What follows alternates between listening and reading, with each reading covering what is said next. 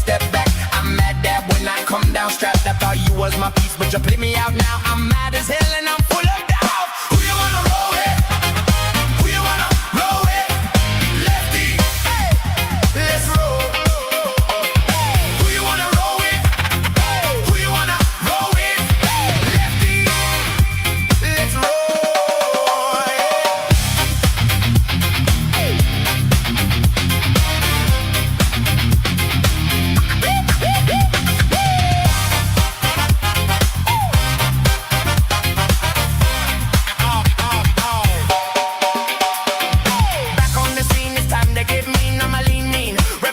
Machine, what people say they stay. Suck my dick because hold on, I can't take that's a banana me part. Stop! No!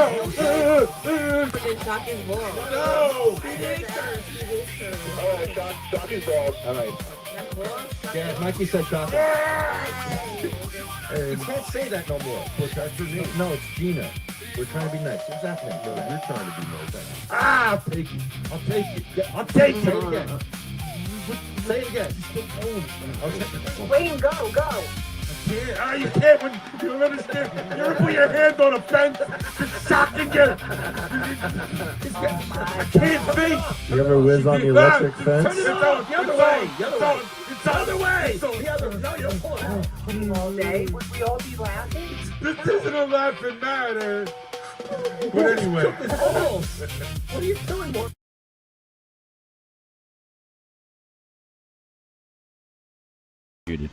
Welcome to Cannabis Patient Awareness Day.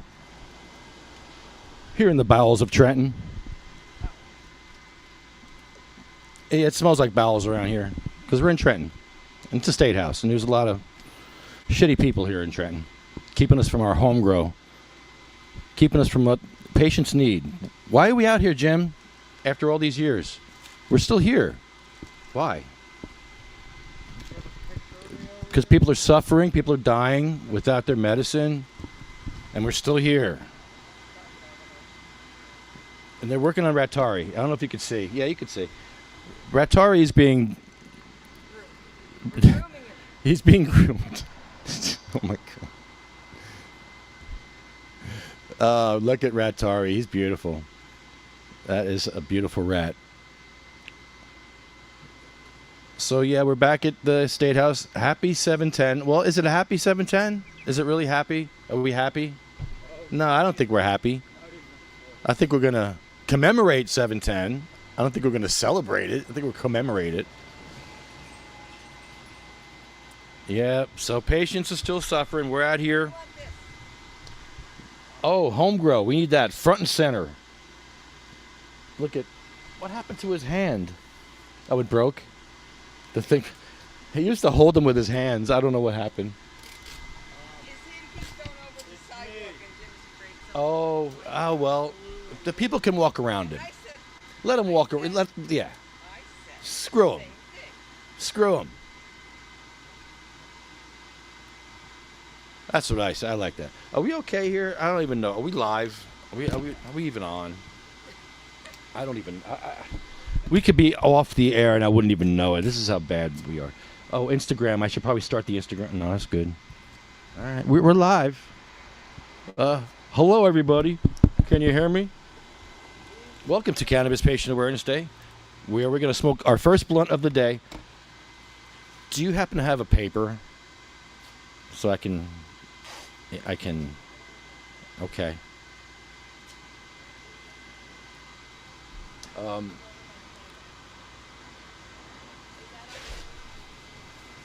No.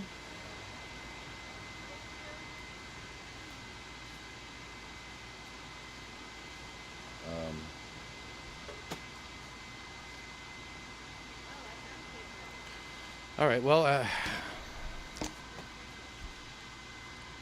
not sure how I'm going to do this. We'll figure it out. I'm Thank you. I can't hear anything if nobody's on the mic. I'm sorry. I can't hear.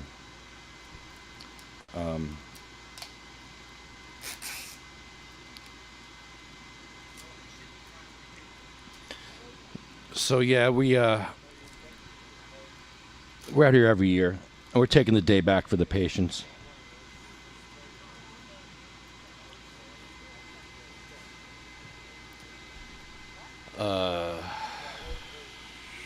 Yeah, I'm not sure how we're gonna smoke this thing, but we'll figure it out.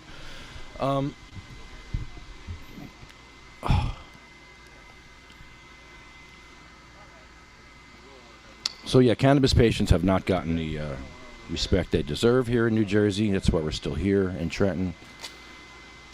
We have no wheelchair access to dispensaries. We have no home grow.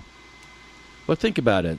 This industry was built on the backs of the sick, the dying, and the disabled. You'd think they'd have wheelchair access to the frickin' dispensaries? Was that too much to ask for? You used us to get your friggin' billions of dollars in cannabis taxes. You used us.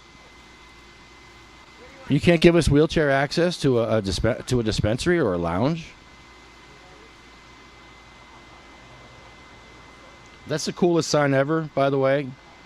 Can I have that sign? So I'm gonna show the world that's the cool sign. Yeah, that thing. Where are you gonna put that sign?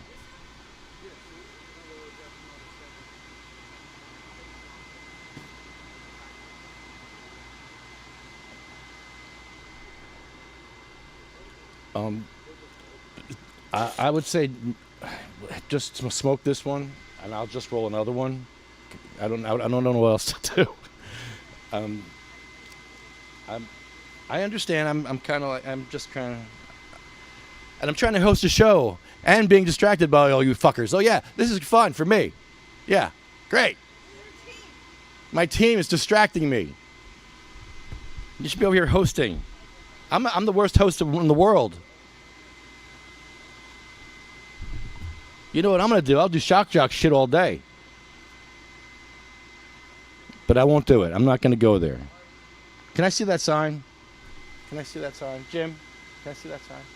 Okay, what I'm going to do is put it up. Yeah, I want to show the world this sign. See, this is cool. Look at that.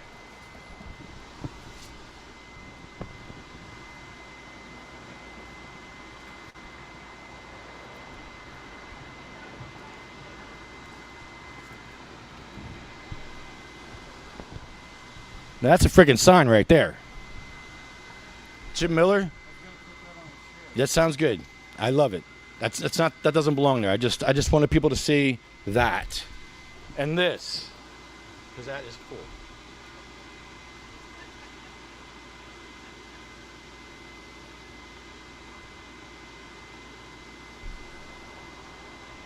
That's the clip right there. That's the clip. Okay.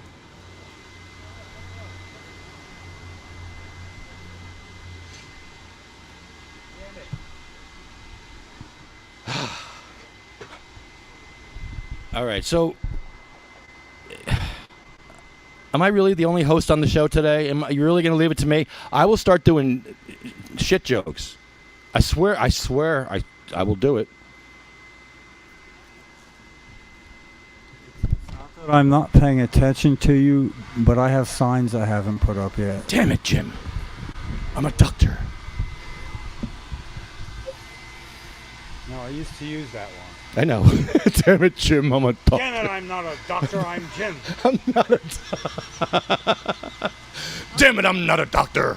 If you don't know original Star Trek, you don't know what he's talking about. It's Miller time with Jim. All right, so what we're going to do, since you guys, I don't even know what this is, but we're going to play it anyway. This is a Johnny Stash song.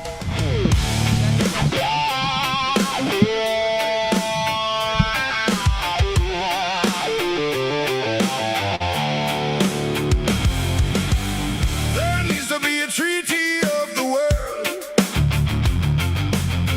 where death for cannabis is not allowed. Medically recognized and proud. Doctors, nurses, and specialists can agree. Healing starts by planting this tree.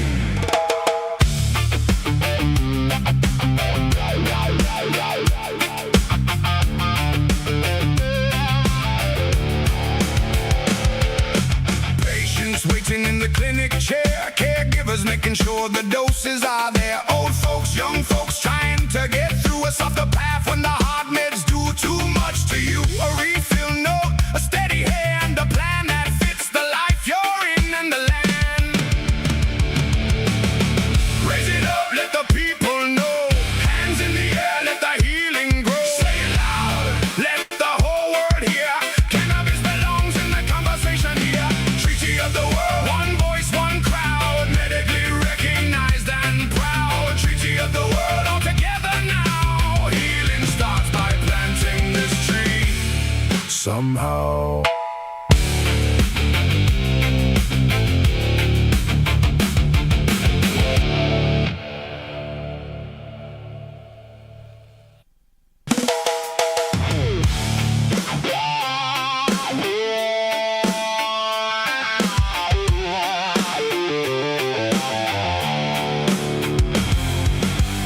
There needs to be a treaty of the world where death for cannabis is not allowed. Medically recognized and So yeah, this is a Johnny Stash. and specialists. Johnny Stash is on top of this. Let's see, what else you got here, Johnny? You got more? Johnny, you got more for us?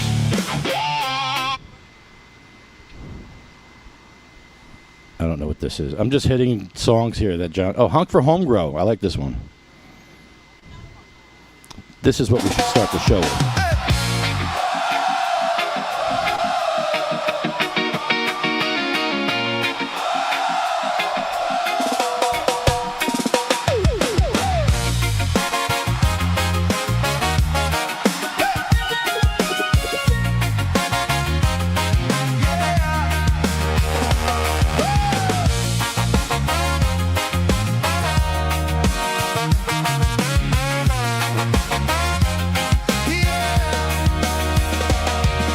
Back porch grow, little green roots, hands in the dirt, work before the church. Honk for homegrown, honk for patient first. We keep it simple, let the good things work. Honk for homegrown, honk for homegrown, honk for patient first. They always come first. Honk for homegrown, honk for homegrown. Sativa cross will preach, then the whole block will see.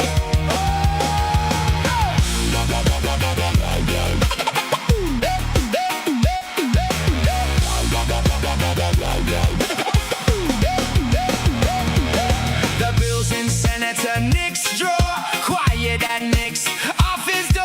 No rush, no show, just slow and no homegrown. Honk for homegrown, honk for patient first.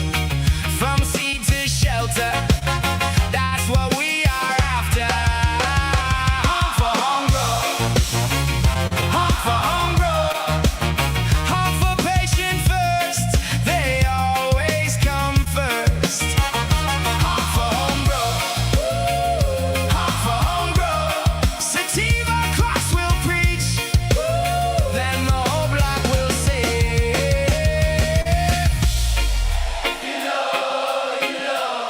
Let the small seeds grow. If you know, you know. That's the way it goes.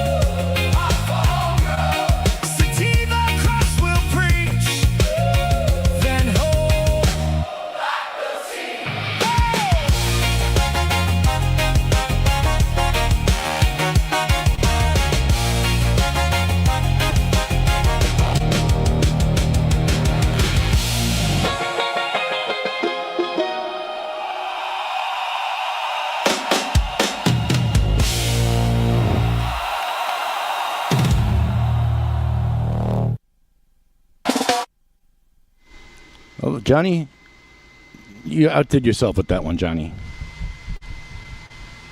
Johnny Stash. Sometimes called Johnny Trash when he's cleaning up trash.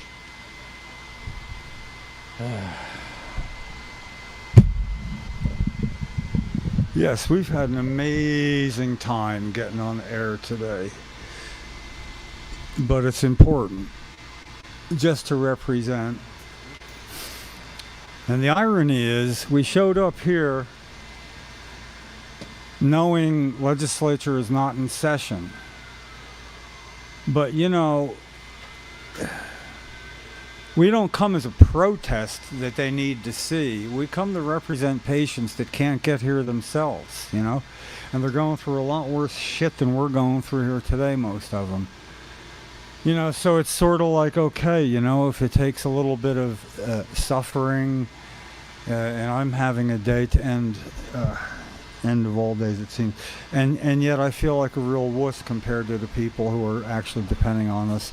And I know they would be okay if we didn't come today, if something happened, and you know, things are coming from left, right, center, from behind, underneath, you know, just things are sneaking up. Losing keys to a car, finding them, and unfortunately now not knowing where they are again, you know, it's... And, oh, yeah, you know, stoners, that happens a lot. Now, come on.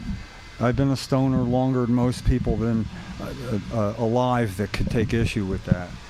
So I think I know what is and isn't a result of that. And this is just sort of like, I don't know,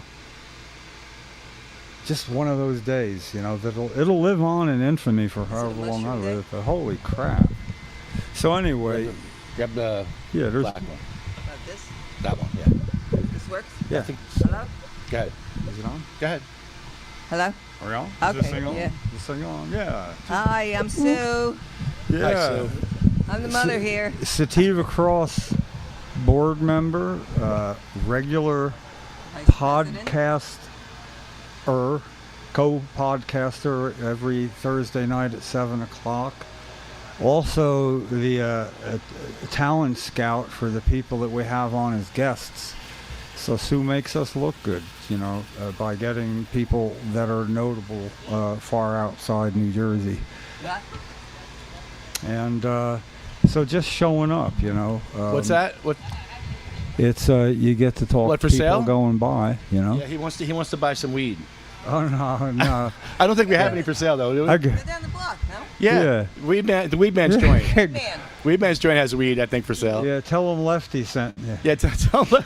Seriously. Tell him Sue Go sent in, you. go in. So you got a message from Lefty and Jim at the State House to sell you something and give you the Weed Man discount. We don't get the Weed Man discount, but you know he might be embarrassed You to might. do something for you. That's why I use my name. Yeah. Yeah, serious. You're right across from City Hall. You can't miss him. Yeah. Yeah. Anyway.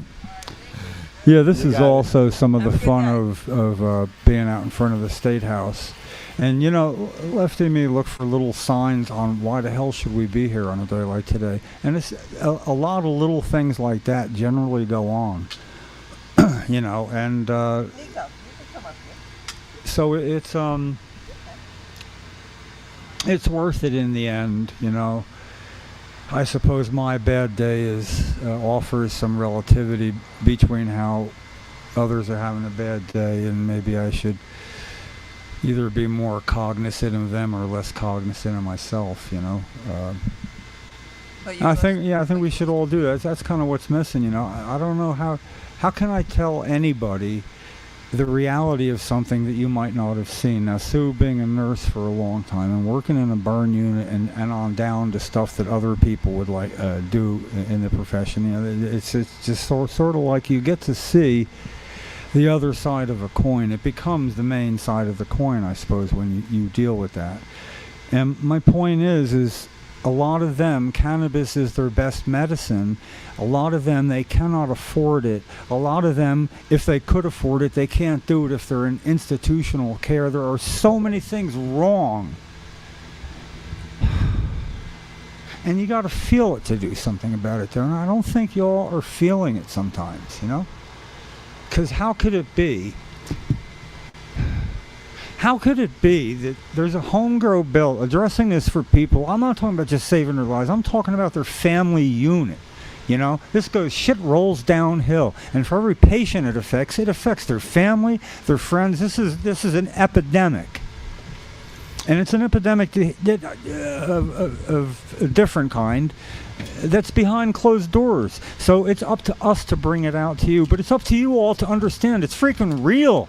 Wherever you are right now in Jersey, I'm telling you what, within 1 mile of you, there's somebody crying out in pain. And if it's a guy and he can't stop it and the kids are scared and his wife doesn't know who to take care of him, this is a real thing. This has been happening. That was Chuck Kwiatkowski's thing, an MS patient that he actually told a story about that, and I wrote it in a more eloquent form. I could almost quote it for you right now. Yeah, it was like this. He says, I have 3 children aged 3, 7, and 9. And my youngest, all she wanted was a piggyback ride. So she tugged on my pants to tell me, and it hurt me, and I cried out in pain, and it made her cry. It scared her, and she's crying. And then my wife, I've known her since I'm 15. She didn't know whether to comfort me or her. I put everybody in that position, you know. And it made Senator Bill Baroni cry because he got the reality of it. And if we don't grasp the reality, you know, I mean, what do I got to do? Offer a quarter ounce somebody to go into an institutional care setting and talk to some people and see what it's really like? You know, I keep showing up because it's all about hope. You know, a patient has to have hope. And I can tell a nice little story about hope. Hey, this is pertinent, finally. You know, I tell people this shit when they don't want to hear it, so this is going to be odd. A while back, 3 decades ago, taking care of my late wife, Cheryl, multiple sclerosis, could only kind of move her head and her shoulders a little bit, you know, and she always had hope because of the shit that we did, you know. I mean, we went to the edge, and she knew that I would because we did. So she had that. She had hope. One day, a woman with multiple sclerosis, this might have been 1996, 97, made the papers because she used the services of Dr. Kevorkian. For those who don't know, he was known as Dr. Death. He was a doctor whose compassion extended to people who wanted to end their own lives but couldn't because they had no way to do it. Now, it didn't matter whether or not, it's irrelevant what I think about that. But the point is I had to read that to Cheryl because she's going to hear about it. So I broached the subject. I read it to her. I showed her a picture of this woman, and I can still see that picture. She was in a hospital bed that was leaned back up, but she was sitting more upright because she was holding on to like a little handle thing that came from this crossbar over a wheelchair. And she was doing that for the picture or talking to somebody, and Cheryl she couldn't lift her arm up. She was so far down the road beyond this woman who's in the paper for dying rather than deal with MS. And all I could do was, with such relief, tell her how eternally grateful I've been that she wouldn't think of doing something like that. And we're a foot apart, and without blinking an eye or wasting a second, she said, without changing her expression, don't assume anything about what other people don't know the answer to themselves, you know, meaning no, she hadn't thought about it. No, she likely wouldn't think about it, but she didn't want me to, you know. And, you know, I made what I call a directional change in my life. It meant that we always had to have something else to do. We had to have hope. Now, combine that with, I was at a function, UFCW 360 Union Hall in Berlin, and it's cannabis friendly. And there was a man named Scott Rutter, former New Jersey assemblyman, a Republican, who really knew the right things about cannabis, you know. And I don't know why he stopped being an assemblyman particularly, but he the first, was it the Cannabis Business Association or something, you know.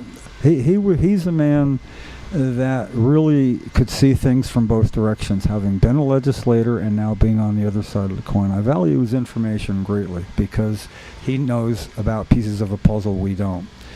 When things don't make sense to us, sometimes it does to him, and he's unfortunately the one that has to explain it to us sometimes. So, I asked him, are we missing anything? This bill to grow 4 plants has not been allowed to have a hearing for over 5 years now. We call it the Scutari blockade. It's the Sweeney-Scutari blockade. First, former Senate President Steve Sweeney did not allow this bill to have a hearing for the first 9 months of the end of the legislative session that it was available to be heard. Blocked the hearing. So, he did not get reelected. We got a new Senate President Scutari, the man who authored the medical cannabis home grow bill that became law here. He got that through with 6 plants per patient to be grown. He knew. Wasn't his fault. It got yanked out in an assembly compromise, more like an ultimatum, but it's called a compromise, to get the bill passed so patients could stop at least looking over their shoulder to be able to use their medicine that they could afford, those that could. You want to get as many patients off the battlefield as you can. And I agreed with that, because he said we can revisit this down the road when the program is up and running. That's what he said in 2009. It was signed into law in 2010. Took a couple years to get going. 6 years later, when he hadn't written the bill, I started reading the writing on the wall. What's wrong? He said we could do this. I didn't know he was the one blocking it from being heard. I didn't know that for the first year he was doing it. And it's very hard for me to reconcile that fact because his mother has multiple sclerosis. And she's in the program. Now, obviously, they can afford it, or he can afford it for her, or whatever, maybe she's growing her own, I don't know. But he knows better. And something's wrong with the situation when it goes on this long. And I cannot believe that there are advocates that think us having Senate President Rattari, right? I don't know if it's in view. Can you see him on the screen there? No, not really. Oh, there he is, sure. Yeah, that's too much. No, you shouldn't do that. We need him to do anything for us being Senate President. We won't get anything done if you piss him off. 1, too much credit. He won't do something because we pissed him off. He won't not do something. We're unimportant to him because we have no teeth. He hasn't done shit anyway. Yeah, well, that's 2nd, 3rd, 4th, and 5. If he hasn't done anything for 5 years, are we talking about we need him so in the year 2032 it can be heard in committee? Another 5 only years. to have him not allow it to be voted on. 5 more years. 5 more years. He could not allow it to be voted on. He could let it be heard so people know what they are or aren't going to vote on, He could do that. He could let it be heard so his Senate colleagues know the value of this bill rather than just on the surface. Home grow for patients, for plants, and for immature. You got to know more than that. You got to know that there are 24 states that legalized cannabis. 24. Legal cannabis. Out of those states, only 4 do not allow their medical cannabis patients, however they register in those states, they do not allow them to grow any of their own. 4. We are one of those 4. We are an outlier state, not the norm. It's up to the outlier state to justify why it has its law to its patients. The risk-benefit. What is New Jersey getting in return for prohibiting patients from doing this? What are we getting back? What's the deal? You got to have a deal. We want to win. What are we going to win? We won nothing by this not being heard. We would win nothing by it not being enacted. We are an outlier state because we're New Jersey. New Jersey wants its freaking slice of the pie every goddamn time. And Scutari epitomizes that. Wow, I sound angry. I sound really angry here, I have a dream. No shit. I do. I have that dream. I have a dream one day that Governor Sherrill will weigh in about this. The fact that we're out here and we're trying to get in touch with her individually through our own means, and other people are, and if she doesn't know we're out here and this is going on, that's a strike. That's a strike against her. If she does know, That's another strike against her. What it is we are trying to revoke her culpable deniability. One time, she gets to say, oh, I didn't know the extent of the problem. I'm going to look into it right away. There. Now she's lost her culpable deniability. It won't hold water after that. So I guess she's protecting it. I was a big fan. For reasons of at least she's not him or them, you know? I mean, even that. But we went through 8 years of Chris Christie. And we got to Phil Murphy and rejoiced because he said in the first 100 days of his, he's going to legalize recreational legal cannabis for adults. You know, and that was good because, well, I don't know. We all foolishly thought that meant maybe this bill's going to get heard for patients, you know. And he stood on the sidelines. He might be the reason it didn't get voted on. I don't know. But anyway, I just want to, because I don't know if I really got to it, because obviously I'm running a little zigzag at the moment. Okay, I always do, I know. But when I was at the Union Hall, and here I have somebody that knows advocacy, and he knows being a legislator. And when he tells me, and I ask him, what else can we do? Can you think of anything? He said no. He can't think of anything. Now, what I told him then is, because we talked before, and I told him about Cheryl finding out about the woman with MS dying rather than going down Cheryl's path, you know. And so I know everybody else didn't know what I meant, because this was question and answer with everybody where we had talked beforehand about this. So he already knew where I was going in a way. And still he said, no, I can't think of anything. I mean, look at us. What are we doing here? We're doing things nobody else would do in the first place. I was hoping there was something that a legislator could say you could, but we would have already tried it.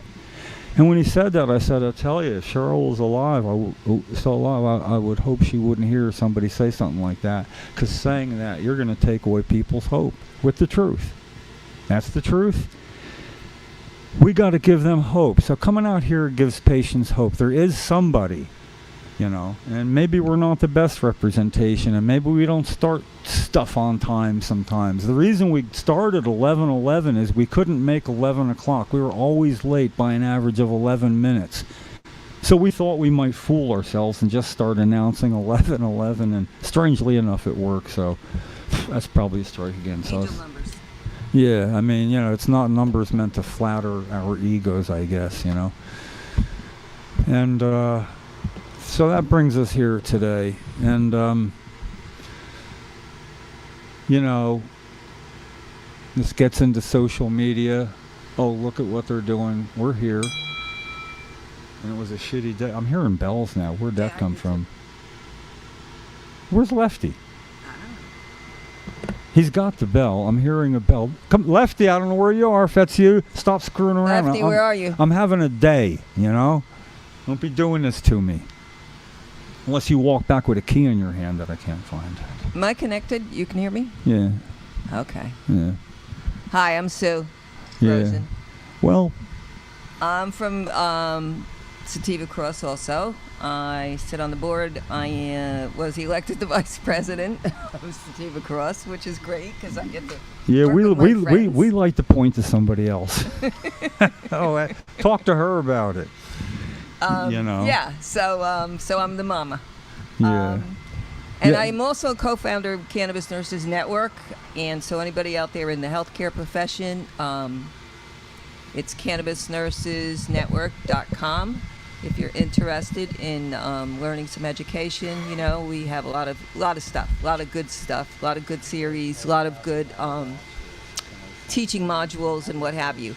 But this is where it's at. This is where I began. I began as a grassroots organizer, right here in Jersey, and also in New York City. And I continue to do so because I believe in it. You know, I believe in what what the movement is all about. I mean, we've been waiting long enough. We've been waiting for, my God, a century now. Cannabis needs to, I believe, descheduled, because there is too many nicks and cracks in that whole proposal that's going on right now. However, for those of you that think this is a good idea, okay, then where are you? Then you need to come here and be with us. Come and support the cannabis patient. Patients need support. They need a lot of support. My history in nursing is all burns. I worked in the burn ICU in the only burn center in Jersey, and also, I worked in multiple trauma. I worked at UMDNJ in Newark. I worked in Hackensack. I worked in a lot of different places that we saw patients that you probably wouldn't even imagine are out there, and they are suffering, and they need to be able to get their medicine and get it whether it costs them or not. Medicare should cover it. I really believe that, if they're going to turn it into a real medicine that is scheduled, then the state should pay for it. Although I know that each state is going to still continue to go by whatever regulations they have. Okay, that's great, but what about home grow? We don't have home grow here, and that's really, really disheartening. I lived in the state of New York for 20 years, and we had home grow there. And, I used to take patients right through the whole system because they were afraid. They were afraid to go to the dispensaries. They were afraid to grow. They were afraid to get cards, to see a doctor. And that's what I did with them. I took them through that. And it wasn't just me. There's a lot of people out there that have been really helpful to patients. However, when I moved back to Jersey 2.5 years ago, I was a little bit surprised that this home grow bill just gets stuck. It's stuck somewhere in the grass over here, I guess. And it's not fair. It's really not fair. It's not right. There's too many people out there that are patients, and they cannot afford, nor can they get to a medical dispensary, because there's a lot of confusion as far as dispensaries are concerned anyway. There are very strict medical dispensaries. There's Rise, there's Sweet Spot. However, they're costly. They're expensive, and that's not fair. People go to Mexico to buy their medications. All right, insulin. Just common everyday drugs that we know about. People have diabetes. But diabetes causes a lot of other things. People have injuries that need to heal, and if they're not comfortable, they're not going to heal, because stress really, really does a number on the body. So, if you're out there and you're listening, and you have a family member or a loved one that you want to get taken care of, then you have to get involved with us. And not necessarily just us. There's plenty of organizations out there that would love to have the help, but we need some help. And we have a lot of different organizations throughout the country that are doing a lot of work. If you go to Colorado, you go to California, you go to Oregon. The laws change. Yeah, they do. They flip back and forth because everybody's still learning. But they shouldn't still be learning, because we've been using this as a medicine until the 1900s, until the DEA and the Department of Justice really took over. And that's a shame. That really is, because we can trace cannabis used as medicine way back to 5000 BC. And that's a fact. It was used in Egypt. It was used in China. It was used throughout Africa. It's a sacred plant. It's used in sacred ceremonies with the indigenous tribes, and it's just not right. It's just not right that we can't get access without having to jump through hoops. So that's my 10 minutes of fame on this. I hope that everyone is listening, and I hope you will get involved. We're sativacross.org. You can find us online, and you can get involved. Just call us. or send us a message. Let us know you're out there and let us know you care, because we care. And a lot of people out there do care. But so many people are in so much need. They really are. You know, we have such a fragile, vulnerable population that is just being disregarded. And that's not right. If that was your mother, your father, your kids, whatever, you know, it's wrong. It's wrong. That is not what I was taught when I went to school to become a registered professional nurse. And I've gone through, 8 years of school. So there's a lot of kind of question marks about that, like I can go into a hospital now, I can talk about this, but I can't dispense it because it's not legal. It's federally regulated right now, and it will remain so this year.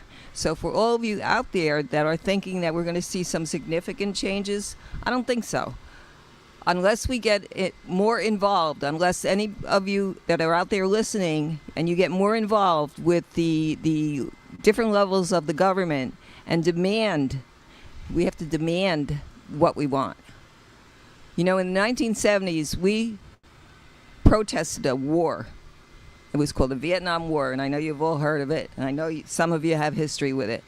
And that it was wrong. And as a kid, I was a 14-year-old kid, and I was out there marching on the streets. Today, it's different. We have mass surveillance. We have a lot of things that frighten people. But please don't be afraid. Please don't be afraid, because this is something that's good and whole, and it's necessary. It's a medicine that can do so many different things. And as the years go by, more research is being done, and we're finding out more about cannabis. And yes, is there a flip side to it? Could it have some adverse effects to some people? Sure it can, but that's like anything. You can take an aspirin and bleed. So I implore all of you out there that are listening, please get involved with us. Please get involved with someone, wherever you are. And support us. Support the movement. Support cannabis reform, because that's what it's about. It's about reform. It's about changing the way Jersey thinks about things. And it's not cool at all. And that's all I got to say right now. So thank you. SativaCross.org. When you see people suffering up close, it changes you, right? It does. It does. Makes you sad. It makes you want to fix things. If Yeah. there's problems, you want to fix it, make things streamlined, make things easier for the patients to exist and thrive. Some patients are thriving out there, and some patients are in fear. You're right, because they're growing their own cannabis. They know they're facing 5 years in jail for one plant, and that's stressful. And stress creates cortisol. Yes. Spikes So your cortisol stress levels. creates that. So if you're a cancer patient and you're getting stressed by anything, or the government, it's killing you. It's absolutely killing you. Spiking you. No. So we got to do everything we can for the most vulnerable of our population. What the hell else are we doing here? You want to be a giver or a taker? You're obviously a giver. A lot of us are givers. All of us here are givers. And if you have to take, I understand. Some people have to take from time to time. But be a giver. Help. Be a helper. Be one of the helpful ones. And look for the helpful people. There's helpful people out there. You just got to find them. They're out there, though. Yes, they are. They are. And don't disregard what you think that may have flip sides to it, because that's the way the world is. Right now we live in very trying times, but I don't know, since I was born, I think we always lived in these kinds of trying times. However, we are protected. We do have First Amendment rights. That's why we're sitting here today. We have human rights. And how inhuman is it to take away something that could really help someone that's in pain, someone that doesn't want to suffer, and someone that also doesn't want to get addicted to any pharmaceutical drug that may alleviate their pain, because that in itself is painful, knowing that. It's stress, just like Lefty was just describing stress. Stress will spike your cortisol levels. It will blow you up. It will take hold of your organs, and one by one, things start to shut down. We don't want that to happen to anyone. We want everyone to feel good. We want everybody to be able to cure, to be able to heal. Because healing is necessary. And you know what? And we need to give others hope. Hope that there are people like us that are sitting here it's probably 100 degrees right now. And we're talking about this, and we want to hear from you. So please call into us. Please get involved. And please care about your fellow human being. Care about yourself. Right now I'm just watching Lefty walk down the street, and he's got his "Ignorance is no excuse" T-shirt on, and not for nothing, that's like so true. Yeah, I didn't coin that phrase. I passed it on. It's for the law and it's full. So he just took the first 4 words, because how many times did I hear from the police, ignorance is no excuse for the law, or in court, ignorance is no excuse of, the law. Ignorance is no excuse, and thing is, it actually can be an excuse, until so you can't hide behind it after that, So it's like what I'm saying about Governor Sherrill. Ignorance is no excuse for not having done something. And Governor Sherrill, we have reached out to you if you're listening, because you can listen by Saturday if you have no time today. Well, we can also send her a copy of the picture with the sign over here that says what it says. I guess I would have to read it. It was like, the fact that this bill isn't allowed to be heard for over 4.5 years with no explanation, not explaining why it's not being heard for 4.5 years. Getting paid for a day and think, what about 4.5 years? What were you doing 4.5 years? He doesn't know you an explanation. Shit. Yeah. Oh, yeah. I've been told. Well, he doesn't know anybody an explanation too. Sure he does, but we vote. But we're yeah, the voters. We pay a salary. it's like I went to the New York Harvest Festival one time, and Rob Robinson had me speak, and it applies now. It's like I would go out there and watch this crowd of people that would be. It was all about cannabis. It was it. So what I did is I had a Frisbee and a bud and some papers. I didn't have a grinder on purpose, because I wanted to say that, like, you could click on NJ legislature. You don't even have to know how to spell legislature. You could spell it LIGISLITIRI, and it would come up. Did you mean legislature? So you can find it and go there. If you know where you live, it's real quick to find out who your legislator is and an email address. Mm-hmm. So like you could do that and send a pre-written letter or something of your own quicker than you can roll a joint. So let me illustrate. Anybody here roll joint? Oh, it's like it was Frisbee and his bud that was gnarly, and he wasn't going to be able to roll a quick joint, Yeah, it is set up. But it was fun because he was trying so hard, and I was miming doing it, and I took care of business, and he wasn't done, And then when he was finally done and dejected, I said, now, light it up, put it in your mouth. And he did it. I said, now hold your hands out like this, and he went like that. Now pretend you're typing. Yeah, the next time you go to a computer, there's a post-hypnotic session for all y'all. Next time you're at a computer and you're smoking a joint, you're going to think about this. And you're going to say, I feel like, that's my whole point. How do you get people to that point, And so it's been a long-running problem. And you can't, it's almost, I really don't know the answer to that. Unfortunately, you have to look for people who already have been captured by the inadequacies of the law, where it's their family member and problem.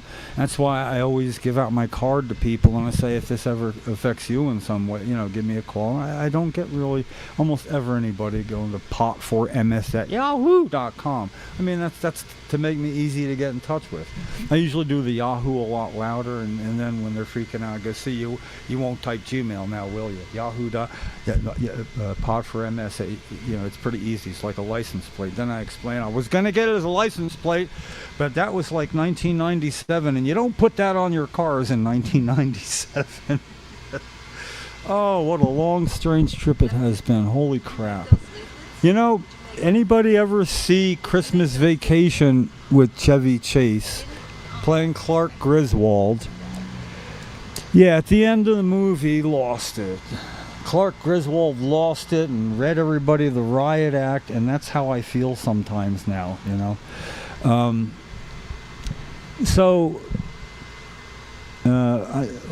we really have kind of tried everything, and we're not at a dead end.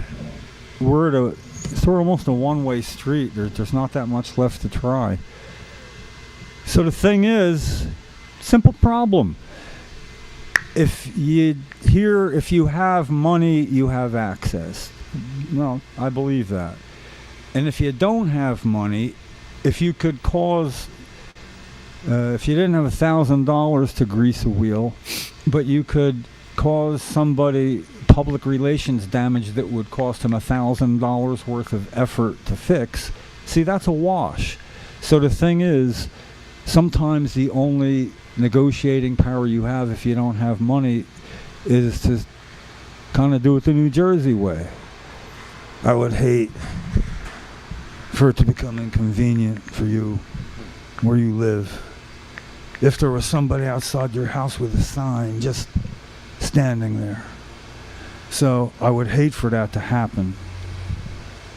But to have a discussion where the burden of proof is put on the outlier, not the norm, to say, what have you saved us from happening by not letting this bill be heard? What advantage do we have?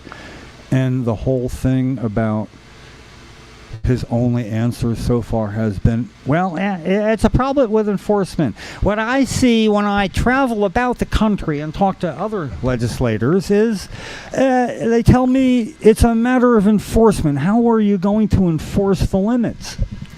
Oh, this is the same guy that got legalization passed by saying things like, yeah, well, we're going to have a cleanup bill the next year. No, we cannot let a quest for a perfect bill be the enemy of a good bill.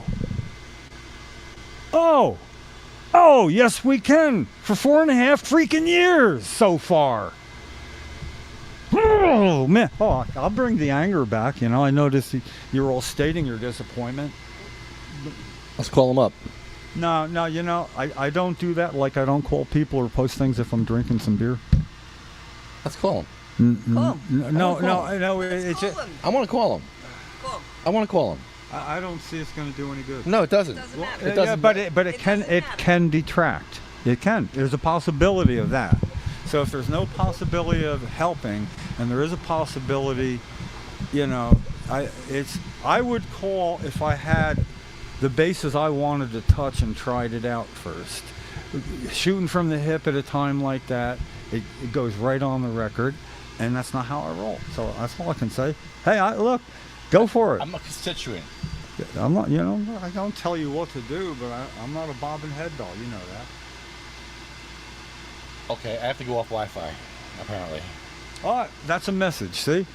Normally, you wouldn't be doing that, but it's a whole different arrangement today trying to keep you from doing this. And when you mess with what's supposed to happen like that, you mess with the karmic flow like you're doing, you can find out why, and you can make the people who said, what if she says, if you take Rattari down, that's been the whole reason. We wouldn't want to hear that, would we? I hate when we disagree about things. Yeah. No, it's we healthy. disagreed about Rattari for months. We really did. No, we didn't. I disagreed about putting it up until we gave our governor 100 days, because she would have no excuse to say she was too busy. Now she has no excuse. Oh yeah, We we've have called her. We've turned on her. We have called. But it Governor didn't Cheryl. happen because we were pestering her. How about we call Cheryl too? We have called Governor Cheryl. That sounded We weird saying call Cheryl to me. I go to like I am dreaming then, because she's been going 23 years. What the fuck, you know? There are no questions. Yeah, it just sounded. I'm in that. What can I say? You could be in for a show today. I gotta We tell have ya. called Governor Cheryl for all of you that are listening today or will be listening. We have called her. We have sent memos to her. We have posted written articles on Substack and Facebook and wherever large amount of people look, and people do read it, you know. But however, she's not listening. I don't think, you know. Governor Cheryl, where are you? We voted for you. We need your support. We need your help. This is your yard. This is your house right here where we're sitting. You should be here. Yeah, she You know, was. unless she was an assembly representative right before this. That means that she had an office in Washington D.C. That means she had an office where people could walk through the door, unannounced, and say, "I'd like to talk to somebody about something." Then they would say, "Are you from the district?" And generally, it would be somebody, and you do that. So she knows what that's like to be able to stay in touch. She knows what, as a legislator, it is for. But now everybody in the state is her constituent now, and she's ignoring people that she made statements before the election to get elected. That was real, right? That sound good. Because I was having that sound earlier in the day when I was looking for the key and it wasn't. Anyway, yeah. I think we can probably reach her long before Scutari. And if we do, here's the thing. I've seen it happen. It happened in Wisconsin where they were trying to get a hold of Senator Leah Vukmir. She might have been a representative at the time because she was the equivalent of Scutari here. And somebody got in and said, "Okay, talk." And she was like sitting on the corner of her desk, like 1 foot on the ground, standing, you know. And this person had her. And she handled it. They didn't have, what if I actually get to talk to her? And it was somebody that wasn't used to winging it, that didn't have the George Carlin approach, you know, rolling it over. And it lasted 7.5 minutes of torture for me when I saw that. But it taught me something, that if I was gonna call, what if, yeah, what do you want? This is Nick. Okay, not that it would happen, but when I do it, I have the bases that I want to touch. I don't have long things written down. I have what I don't want to forget, because I hate it when I go, "Oh, I forgot. Oh, you know what I should have said." Well, the reason I didn't know what I should have said when I had time to say it is I didn't get ready. I did it impulsively. Can't hear me. How do you shoot somebody a look when they're not looking? Oh my God. Anyway, I think with Governor Cheryl, what we have working for us is she can't guarantee herself where we're coming from. We're not your normal advocacy group. You know, when you think all we do is show up and do stuff like Ratari, we make so much sense it'll make your head spin, you know. And the trick is not to be caught by us on record, which Nick Scutari has done, and so has Governor Cheryl so far. But she did talk about it before the election. And she said, however she phrased it, damn the semantics, she indicated clearly that she would not like what is going on. No, she doesn't control Senate President. It's a mutual relationship, you know, and it's one where we're missing the pieces of the puzzle that only they know. So I wouldn't be surprised if she's already talked to him about it. Now, if she has, that would be about the worst thing she could do to gain anybody's trust about anything to do with this. What is it that you're asking then, Jim? What would you ask Governor Sherrill? I got to ask myself, and I ask in an annoying voice, so I listen. Because if I ask in my normal, wonderful voice, I don't pay attention to me. Yeah, what would we want to ask her? I'd want to ask her how she feels about it herself. Not what to do, not what are you going to do, not would you at least talk to the Senate President about it. I want to, how do you feel? Here's what's happening. It's verifiable. All I want to know is how do you feel about it? I'm not asking you to do anything. How do you feel about it? This is what That's Governor it. Sherrill said about what she feels. Okay. Let me see. Okay. She re-endorsed, not endorsed, but she re-endorsed home grow legalization on CBS News, on a CBS News show in October 2025 during the general election campaign. And she did so after endorsing it during the spring Democratic primary. Sherrill's stance marks a historic shift in support.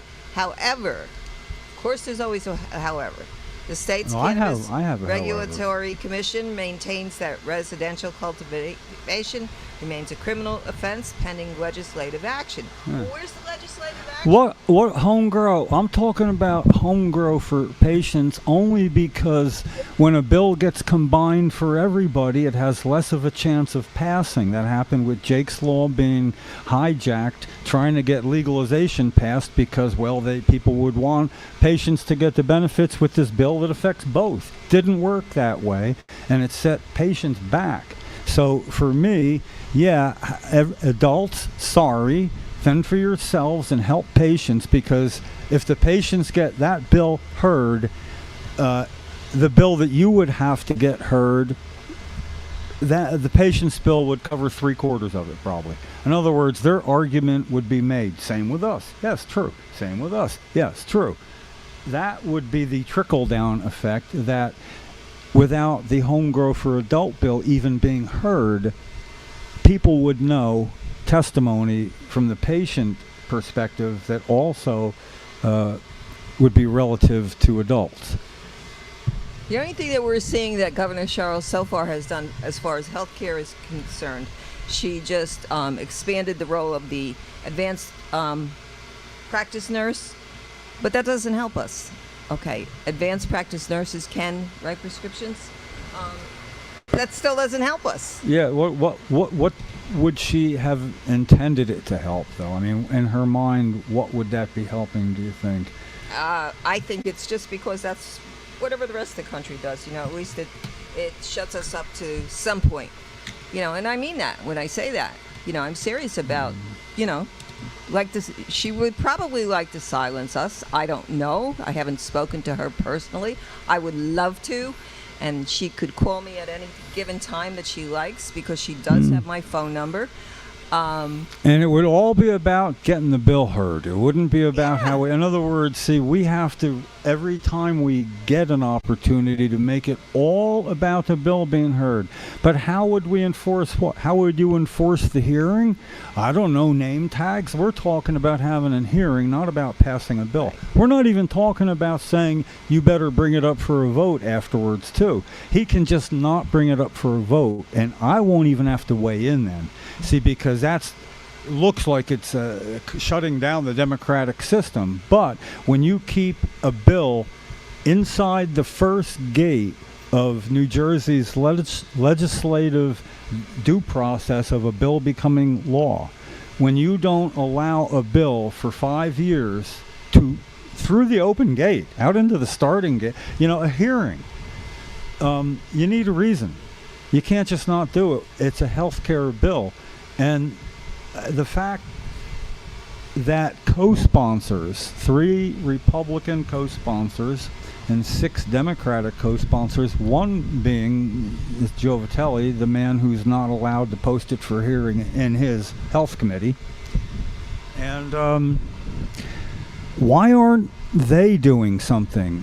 I know that their constituents, at least some have, asked them to ask Senate President Scutari to pass to let this bill, now numbered 1758, to let Health Committee Chairman Senator Joe Vitelli post it for a hearing. Allow him to post it. That's what being asked of the Senate President. Allow him to post it for a hearing. Now, it's got 9 co-sponsors. It needs 21 votes to pass, to be assuredly passed.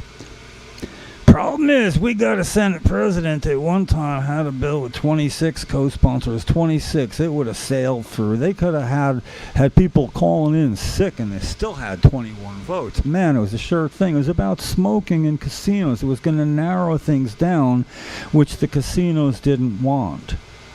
So Senate President Scutari did not allow that bill to come up for a hearing even. Meaning, no, it's not about get more co-sponsors. It's about Nick Scutari. And the co-sponsors, who they are co-sponsors now, they need to be able to tell their constituents why they're not even asking him to post it. I mean, polite. Sorry, Nick. I got these constituents, and I got to do this. I don't want to ask it, allow them to post it, but I do. And I know you're going to say no. Yeah, he's shaking your head no already. Okay, now I can tell my constituent. I'm going to tell him I did ask you, and you shook your head no. Okay. Whatever. That's doable. Why would a co-sponsor not do that? The co-sponsor is saying by active co-sponsoring, yes, if this bill comes up for a vote, I am going to vote yes. So when you have 21 votes to pass it as co-sponsors, if it gets brought up for a vote, it will pass. That's when you shouldn't allow that process to happen. So if he's going to do that for smoking cigarettes in favor of casinos having what they wanted, even though his own mom had multiple sclerosis and before she passed away a little over a month ago, she didn't pass away with an undue physical effect that cannabis could have remedied. She had that at her disposal. And I'm glad. I'm glad for anybody. You know, in New Jersey, THC-infused beverages are legal and available to adults 21 and over. And I believe that came from Governor Sherrill. You know, these products, they can be found at licensed state cannabis dispensaries and certain permitted retail locations. But they are strictly capped at 5 milligrams of THC. Okay, that's all well and good. But that does not bring any relief to why we're here, and what we are promoting is home grow. Cannabis is medicine. There are patients. What about enforcement, though? What about enforcement? She needs an answer for Nick Scutari about that. I favor Jon Stewart's way and everybody downhill from him on Comedy Central. You go to the person themselves, to see what they say. Of course, with them, 2 weeks later, they're saying something different, So I would go to Nick Scutari and the things that he's already said that apply. In other words, yes, we can't let the quest for a perfect bill be the enemy of a good bill. He said that for legalization because that made him the godfather of cannabis here in Trenton, If he could get that in, the money coming into the treasury because of him? Holy shit. Nick Scutari, he's made this as solvent as we can be here. Can you imagine how much people like that and how many now people are depending on him to make sure he's the validation, they're the validation he needs because he has a plan. He's got a plan, man.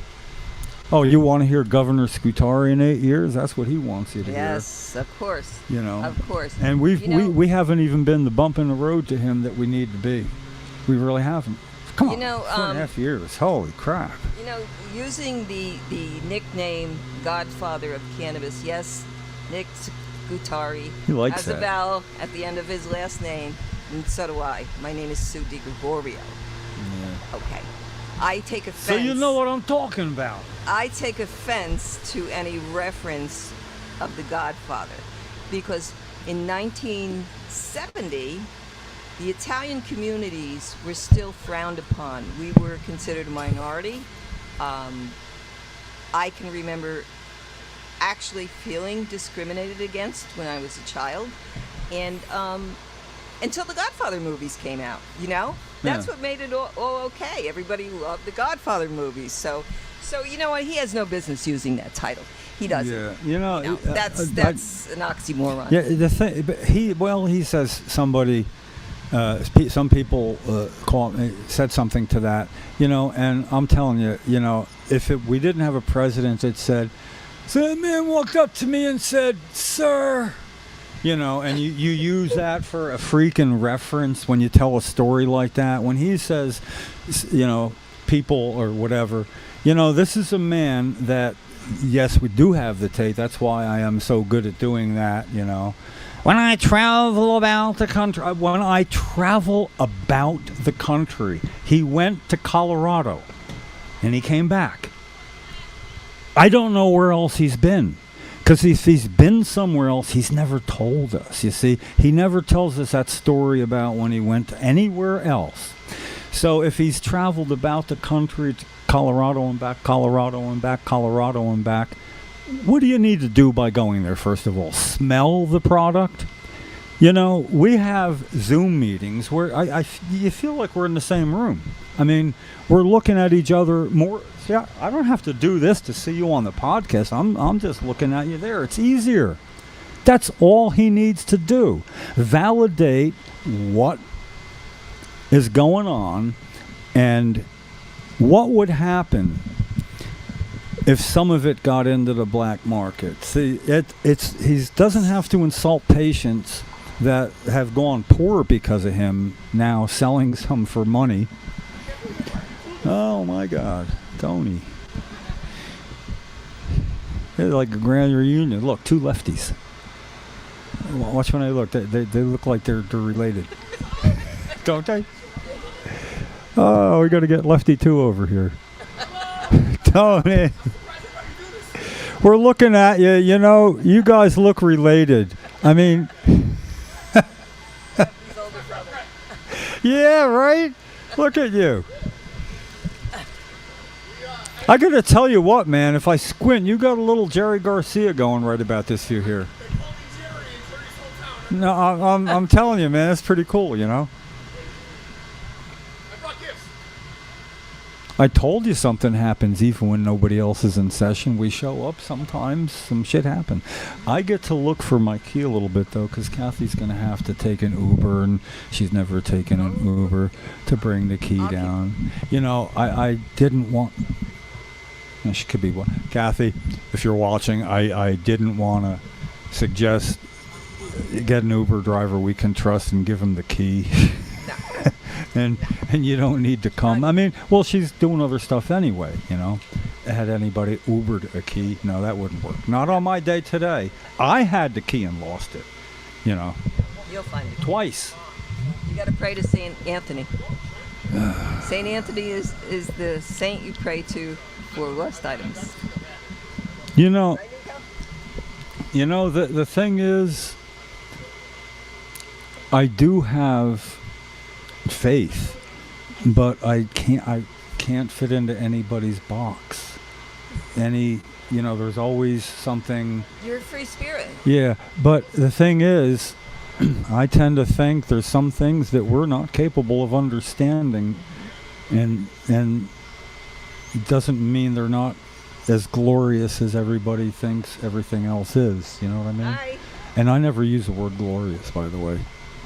I might have never said that before. You know, unfortunately, when it comes to anything in life, unless you are personally affected by whatever the stance is on whatever we are talking about,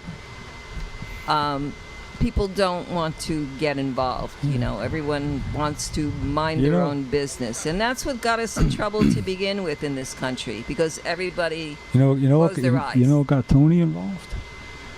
I don't know if I can whisper when there's speakers. I don't think that really keeps.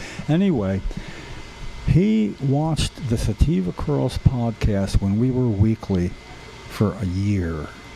He was bedbound because he'd grown up so big using opiates that he was bedbound. Horrible. Yeah, and we gave him the gas, man. He wanted to get better and get out so he could come to a podcast and thank us. This is like 12, 13 years ago. And he's back. That's really nice. So yeah, so something really, really good happened. I mean, not like it's going to move the needle one little bit, but it's the kind of shit I need to have happen. This ain't no sit down. This ain't no sit down. Hello, fucker. Okay, so meanwhile, back at the ranch, please get involved with us, sativacross.org. You know, we have other senators that represent New Jersey. We have Cory Booker, we have Andy Kim, we have Josh Shapiro. You know, reach out to them. Reach out to them also. I reach out to Senator Booker all the time, you know what? And he responds. And because he responds, I feel validated by that response. And I feel like, well, you know, he hears us. The silence that we are getting from Senator Scutari or from Governor Sherrill, you know, just tell us you heard us. Oh, we got a digression here. I was just telling you, Sue. The old days, we used to podcast here every Thursday. On those stairs. Way back there. Now, we didn't know Tony for a while. Tony, introduce yourself. Hi, I'm Tony Liberty. I am a Buffalo kid, but I was here in New Jersey trying to get off opiates. I have a serious chronic pain problem. And as I was weaning off of the SSRIs and then the benzos and then finally the opiates, I started finding, I was like, there's got to be some cannabis activism in New Jersey. Surely there's something. And by searching around on the internet, I found these guys were sitting up here, and they were on the stairs back then, 2013, 2014. And so I just showed up one day, dope sick, weaning off from all these meds, and it gave me an excuse to get out of the house every Thursday. Yeah. And so I just showed up and started hanging out, and they accepted me, which I thought was really nice. But, you know, it's like the part that really, I don't want to be lost in translation, is that you like watched us pretty much every week before that. Oh, there was. And you for were like a year. You were not traveling out and about. No, I was literally homebound, trying to, like, you know, with the chronic pain and I have post-concussion syndrome, so I have real serious migraine problem. So there was a lot of days that I couldn't get out of bed. I would just be on the migraine meds, and these guys talking in the background would be in the background. You know? So the idea that we could help somebody have a resolve to travel the path they're on. And then you can come out and say hi in person. I actually went while I was home. You know, I'm here. My mom lives here still, so I'm visiting mom. And I actually went and saw my old doctor here, my South Jersey primary care doctor, who I hadn't seen in like 10 years. And just basically he was like, you know, tell me what's up. And I was, you know, how long did it take you to get off these pills? Blah, blah, blah, blah, blah. And at the end, he like shook my hand. It was like, it's incredible to see like a turnaround after 10 years. Like to just see that you're living your life. And no, you're not. Yeah, you are not just. You are living your life. You know. I try. I do my best. No, well, you do. I mean, you know, you only see so much in social media stuff and all, or you know, knowing you how well we do know you, it's easy to read into how you're doing there. You know, you're not just a picture of somebody, and I think I remember him. You know, so yeah, and it comes across. I you know, it's how it is when you pay attention to things. It makes sure that comes across your feed. Right. You know. Like we're all the trough feeding. Yeah, you know? That's what we are. Yeah, we are.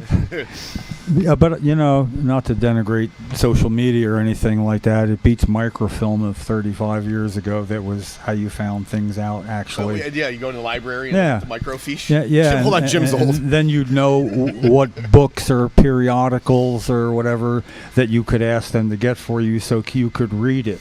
And the idea that you not only can read it in an instant, I got something in my pocket that I can pull out and ask it a question, and it'll give me the exact direction to go within 5 seconds. That's you. What the hell, microphone? Jetson. I didn't even find the key to get to the car, to start it up, to go to the library to get the microfilm. Boom! It's the good with the bad. You guys, Yeah. if you use the social You're media right about and stuff that, yeah. for the right things, but it can also become an addiction and suck you in, and Yeah. and there's all this drama, and then you got the Well, the haters that are going to tell you that you're doing something the wrong way, but they don't do anything. That's all of that. There was a book called Future Shock. It was in the 60s, and it made the point that, okay, now, based on the fact that every year medical information doubles. If you double a penny for a month, you have $1 million. Do the math. It really is. Yeah. So he explained that we are going to reach, and it wasn't about computers then. It really wasn't. We had computers that took a whole room at Bell Labs and things like that. But we went beyond Dick Tracy two-way radios.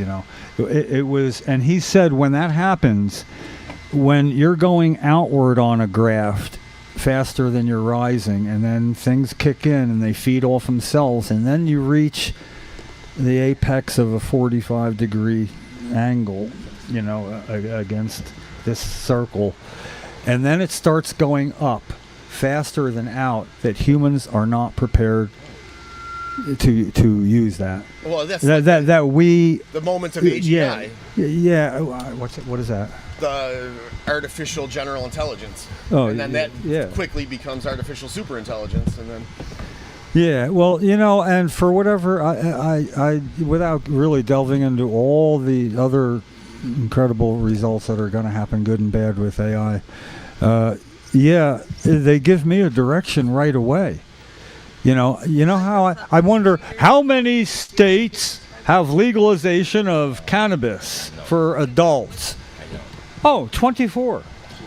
How many of the 24 states that have legal cannabis for adults allow medical cannabis patients to grow? There are 4: New Jersey, Delaware, Oregon, and Illinois. Those are the ones that have We legalize it. We want the money from it there, but we say that we afraid we will not be able to enforce 4 plant regulations, too many plants, and how do we know nobody else is going to use it? It's not a too many plants issue. It's they are so greedy that they want the money from it. Yeah, right. And my only comment to that is every adult in California, medical or non, can grow 6 plants to a total of 12 plants in every household. Yeah. And the cannabis industry is still a $5 billion with a B dollar a year industry, with all of those people being allowed to home grow. So Jersey's just greedy. Well, we are. Well, we got the reputation, apparently, for a reason. We're my slice of the pie, and then doing what it takes to get it. The thing is, I'm from New Jersey. So I got to start acting like I'm from New Jersey. What's in it for me? What are you going to do to me if I do something about it? What's the matter, you? What power you got? Huh, Rat Terry?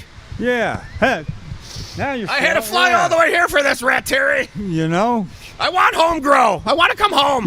First of all, the cowardness of a person that refuses to explain it after 4 years why he's doing it, other than to say it's a problem with enforcement, or to say I favor a strict pilot program where only the sickest Stage and most 7 cancer and he actually, of all things, he proved his ignorance. He gave us the key. He proved it. He said he might be okay with a 1-plant grow. 1 plant. What if the plant dies, the patient dies? Half a plant. But you get 1/2 a plant. Only the stem half. That's it. Yeah, and it can't be over 2 stems. feet. Come on, seriously. No seeds. One plant. I could grow 1 plant and live off it for 7 a year, leaves. 7 leaves, and you cut them down. You see, when people celebrate a harvest when they have more than they need, they never try to grow as much as they need. You want to grow more. What happens is if you have too much is you freaking share it. How hard is that? Well, I'd be against the law. Nobody's paying for it then. That wouldn't work for the Treasury. It doesn't matter. Again, though, no matter how we talk about it, we're talking about something other than the bill being heard. And he likes that. We can't share our medicine. We can share recreational cannabis, but we can't share our medicine. Right. So no, but the thing is, we're both adults. So if we're both patients and we're both adults, let's use the adult medicine I have, which is the exact same as the patient medicine I have. It's in a different drawer. And Special jar. In California, Yeah. as adults in California, I can grow 6 plants myself in my house. And as a California medical patient, I have actually as many as medical necessary license. So I could grow 1,000 if I could prove that it was medically necessary, which I don't do. But I literally grow like 3 plants at a time in my little tent under a nice LED. And I get to choose exactly what strain I want. I get to grow it exactly how I want, with what chemicals or not that I want. And I still, every once in a while, go to a dispensary and give them my ridiculous tax money, but the industry is still billions of dollars, so they're just greedy here. To make a point, like how you make a point like this, like all the silly things we were just saying, right? That in 1997, we made that point with Cheryl in her hospital bed, taking a little bit of tincture is against the law, and saying, "What are you going to do about it?" Right. Yeah. And what happened is Jersey the state troopers that were there were 3, walked away when I announced this was from a doctor. They were like, I don't want to see that. I want nothing to do with this. They walked away, and we did our thing. And I took Cheryl out of a wheelchair where she almost straightened out because of spasticity. Whoa, yeah. Put that along down in the bed. She went, oh, because it hurt. Yep. And then I got her comfortable, and I announced, here, there's a small amount of tincture in a little Gatorade bottle. I got it from a Dr. Dennis Augustine somewhere in California. Sent it out. We got a fresh, I think it was a bottle of Coca-Cola, because she liked Coca-Cola, and I opened it up. There. It's Coca-Cola. The only thing she's going to have for the next hour is, after this tincture, if she's thirsty, she'll have some Coca-Cola. The spasticity is going to be gone. She's going to be like a wet piece of spaghetti. And I'm not going to give her any therapy. I'm not going to touch her. And an hour later, she would fall through my arms when I went to lift her back up. She didn't get stiff. So we did that because we're tired of hearing a damn decade of, well, there's no studies that prove, no gold standard, double-blind, placebo-controlled, clinical crossover studies, So, there's no studies that prove it. Okay, well, wasn't any of that. It was a single study, on my word, that this is what it is. Now, how do you qualify that study? You have to have the material analyzed. So I had this crazy idea that because it was illegal, they should arrest both of us, and then they would have to have it proven what it is. In doing so, they would prove the material that we tested that got rid of Cheryl's spasticity. We would have done the first test, the worst that'll ever be done, do a better one. But the thing is, he refused to take it.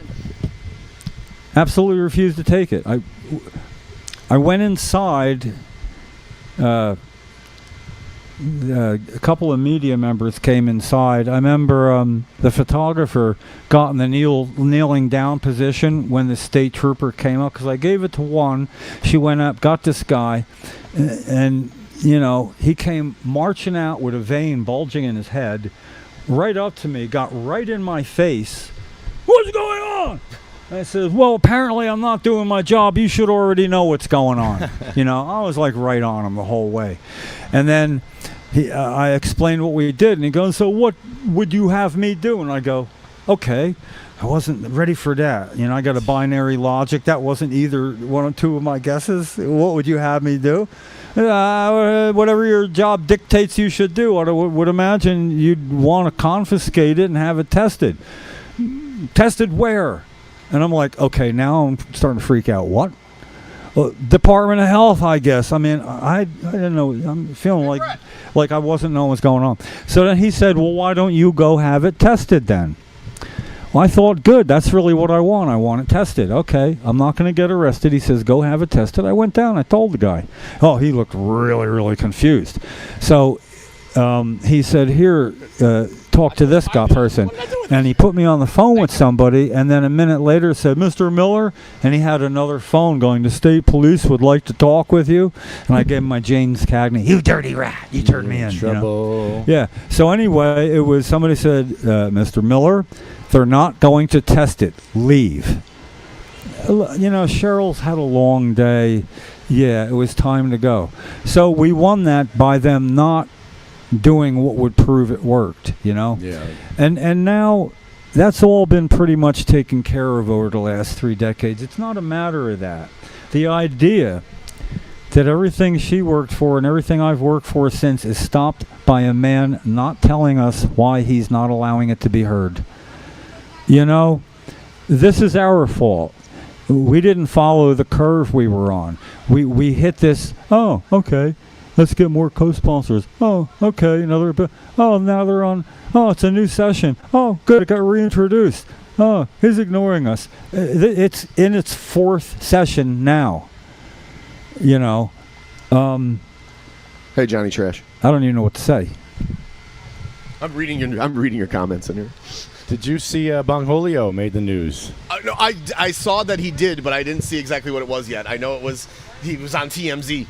Jimmy Kimmel last night. Oh, too. is that where it was? Oh my gosh. Oh, No, I only had a quick little look, and I was like, he made TMZ. I knew it would happen. I didn't know he was on Kimmel too. That's great. Yeah, I'll have to look at that one when I get back to the house. Funny. What is that for one of the Cranford meetings? meeting, That's what I figured. How long ago was that? He went to Tuesday. Oh, that's on YouTube. You know, just Jimmy Kimmel, Bongholio. Oh yeah. YouTube. No, yeah.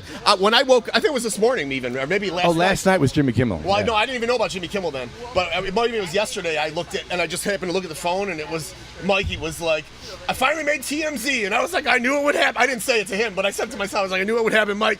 I didn't know about Kimmel. Yeah, that's great. Oh, Bongholio making it the big time. Bongholio. Nice hat. By the way, Jim, do you like these hats? Tony made us hats. Look at that. Wow. Right? It's like, Tony. Oh. that's what I'm doing nowadays. I'm still- sorry for not looking. No, you're good. You know. I get bored laying around the house. I'm still not super healthy, so I got. No, this I mean, embroidery I machine. love that little logo thing. That's It's really. it's got the cross joint. Is that called it's not. It's called not the Sativa cross joint. I have no idea. But what did they call that Sativa cross in joint. Pineapple Express? That's where I first Cross saw joint. I say that logo. Lefty has a version of that logo that he sent me long ago, but it didn't. It man. wouldn't embroider. Yeah, hold that up in front of the. Yeah, there you go. It wouldn't embroider quite how you had it. You see it? Yeah. Oh yeah. Closer. A little closer. Closer. It's the version that Lefty had wouldn't embroider quite right, so I had to fiddle with it. But hey, boys. Man. Up for home, bro. Yeah. Thank you.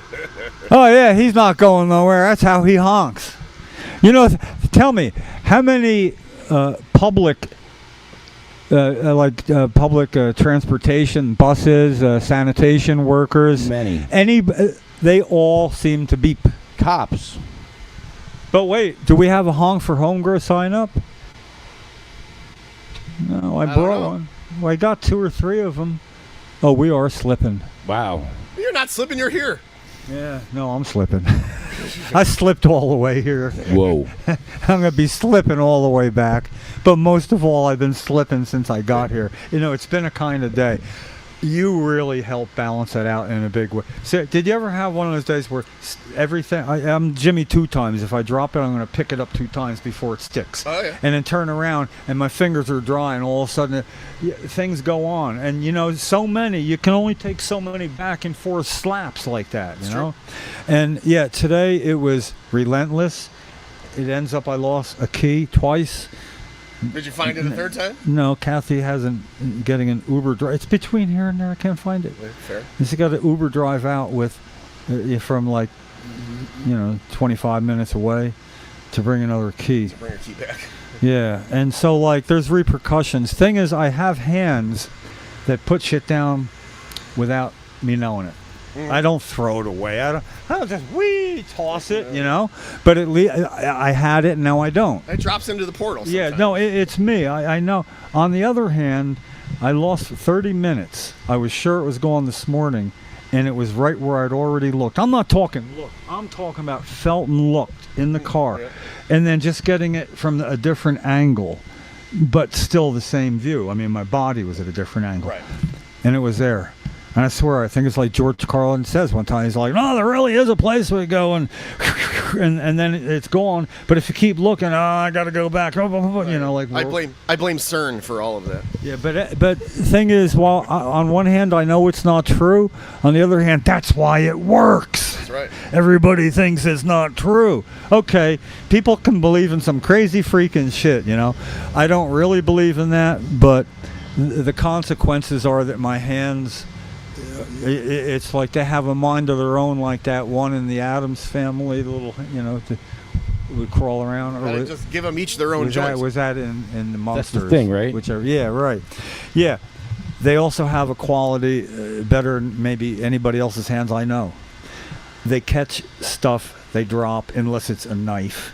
In that case, they go the other way. Right. You know, but not only that. At least Kathy was watching. I forget what I dropped. It might have been a kitchen utensil, something, and my hand missed it. And my foot got it right across the foot. It didn't bounce off, just so I didn't have to bend over. Well, that's the hippie hacky sack skills. You know, I mean, I'll be standing in line reading something at a food store. Yeah, because I don't do the automatic thing, and I do that. And one time I dropped something out of my hand, I didn't even look down. It looked like this. I got it and brought it, and I heard, whoa! And I'm, what's going on? There was somebody behind me watching me do that. You know. Yeah, so anyway, they struck again today. The way it'll work out is Kathy will Uber drive here. I'll go walk over when she gets here, and I'll see the key on the way somewhere. That's exactly how we got. Yeah. The key won't reappear, Right. Thanks, CERN, Yeah. until the Yeah. Uber has already officially gotten here. Don't lose the key again. And then you'll have two. Yeah, it won't work. You just sentenced it. You just jinked it. Don't lose the key. Yeah, don't tell. That's like saying be careful to somebody. What's in the They key? turn to look at you and have an accident saying be careful. Like those signs that said, yeah, buzz driving is drunk driving, and you look at it and all of a sudden you hit somebody. That wasn't Or you buzz, drop your joint. you know. Yeah. You're like, oh. Or you catch your joint. Oh, I caught it. Drop your joint and catch it. Save and a butte. See, I'm not buzzed. I caught it. It's been a day. Yeah. It has. Last time we had a food truck here. That Did was you? amazing. Yeah, Yeah. there was a food truck. They would come for the morning break. People, the police personnel, and they would know the food trucks. So they'd come out for morning break, coffee, bagel, whatever, lunchtime, and they were here for 45 minutes to an hour each time. That was nice. You know what I still have is a cone. I have one of the original cones. The Christie cone. I have a Christie cone still to this day. Good. I still have some. I'd have to clean them off. They've been outside, but I snatched one. I snatched one long ago. yeah. It's my souvenir. Yeah, really. Well, if you have a picture of them with the cone. Provenance. Like a little, like a plaque thing, hang it from the cone right there. My great grandkid gonna sell it someday. This is an authentic Sativa Cross Chris Christie cone. Now what happens is, and the weirdest of weird, Chris Christie ends up as a Republican president because Republicans want a Republican, and he's the one that was being a voice of reason that actually threw his hat in the ring till he supported Donald Trump, and all that. And he ends up becoming president. And then you have one of those cones in the greatest story freaking ever, I mean, come on. There's a backup of traffic in Fort Lee because 3 lanes going out onto the George Washington Bridge. Only one was open. Traffic backed up, causing gridlock in Fort Lee, which meant that ambulances couldn't get where they were going on time. Nobody could. It was a traffic study. And to the best of our knowledge, it the turned study out, was what happens if we shut the whole bridge down at rush hour. No. All right, now we know. There's a backstory. The mayor, he's running for president, and Chris Christie had well-known people endorsing him. The mayor of Fort Lee didn't endorse him. Yes. Other mayors did. Somebody in the office, not Chris Christie, said, I know what would help. And I honestly believe with all my heart, he had no idea. Somebody thought it would please him. It worked out the opposite. So that when we set up cones, 40 of them, directing people right through the middle here, and he walked through them like 19 times. No, he walked by us. A lot. A lot. He never used the side door. He paid his penance there. No, he knew after a while. He knew we and the cones Yeah. would be there. But credit to him, he still got dropped off. Yeah, there he every did. time. And and the thing is, I had a picture there where we said foot traffic study, I think. Yeah, it was because they said it was a traffic study to, and it obviously wasn't. So it wasn't just a little sign on a cone that said foot traffic study. It was me in between him as a candidate for governor and Bill Baroni, That's right. the senator that was showing him around Hamilton Fest or whatever's in Hamilton. something We had a Fest, yeah. table, and so I cornered him and I got to talking with him and got that amazing picture there. And then Bill Baroni was also the senator that when the Senate voted yes on Seatback. when the Senate voted yes on the bill, the medical cannabis bill that we now have as law. They're in a minority. He apologized to his Republican colleagues right before casting his vote and said, I apologize to have to disagree, but I've read everything on. And then he goes, and when a man can't take his child to the zoo or whatever the guy's Chuck Kwiatkowski's story was. Yes, that's right. I don't know if Chuck. yeah, See well, Chuck yeah, in yeah, forever. yeah. But that was the Shout out, Chucky. that was the story that Chuck had, and he had me rewrite it to say what he said was going to say, Yep. and I put it really made it more of a story. Well, yeah, you have way more Yeah, words. and it caused Bill Baroni to cry. He put his head down on there. I mean, he wasn't trembling, crying. He's crying because it was worth crying about, and he knew better. So he took the fall, though, because he was the one tasked with, what are the cones? Oh, yeah, it's a traffic study. Right. And he went to jail for like a year in Did prison. he get jail for that? Oh yeah, Oh, I bet- a I- year and a half or 2 years. I was on the other coast by then. So what we had was the cones leading in there with a picture of me and the guy that did time and the guy that didn't know about it, And I don't know. My point is,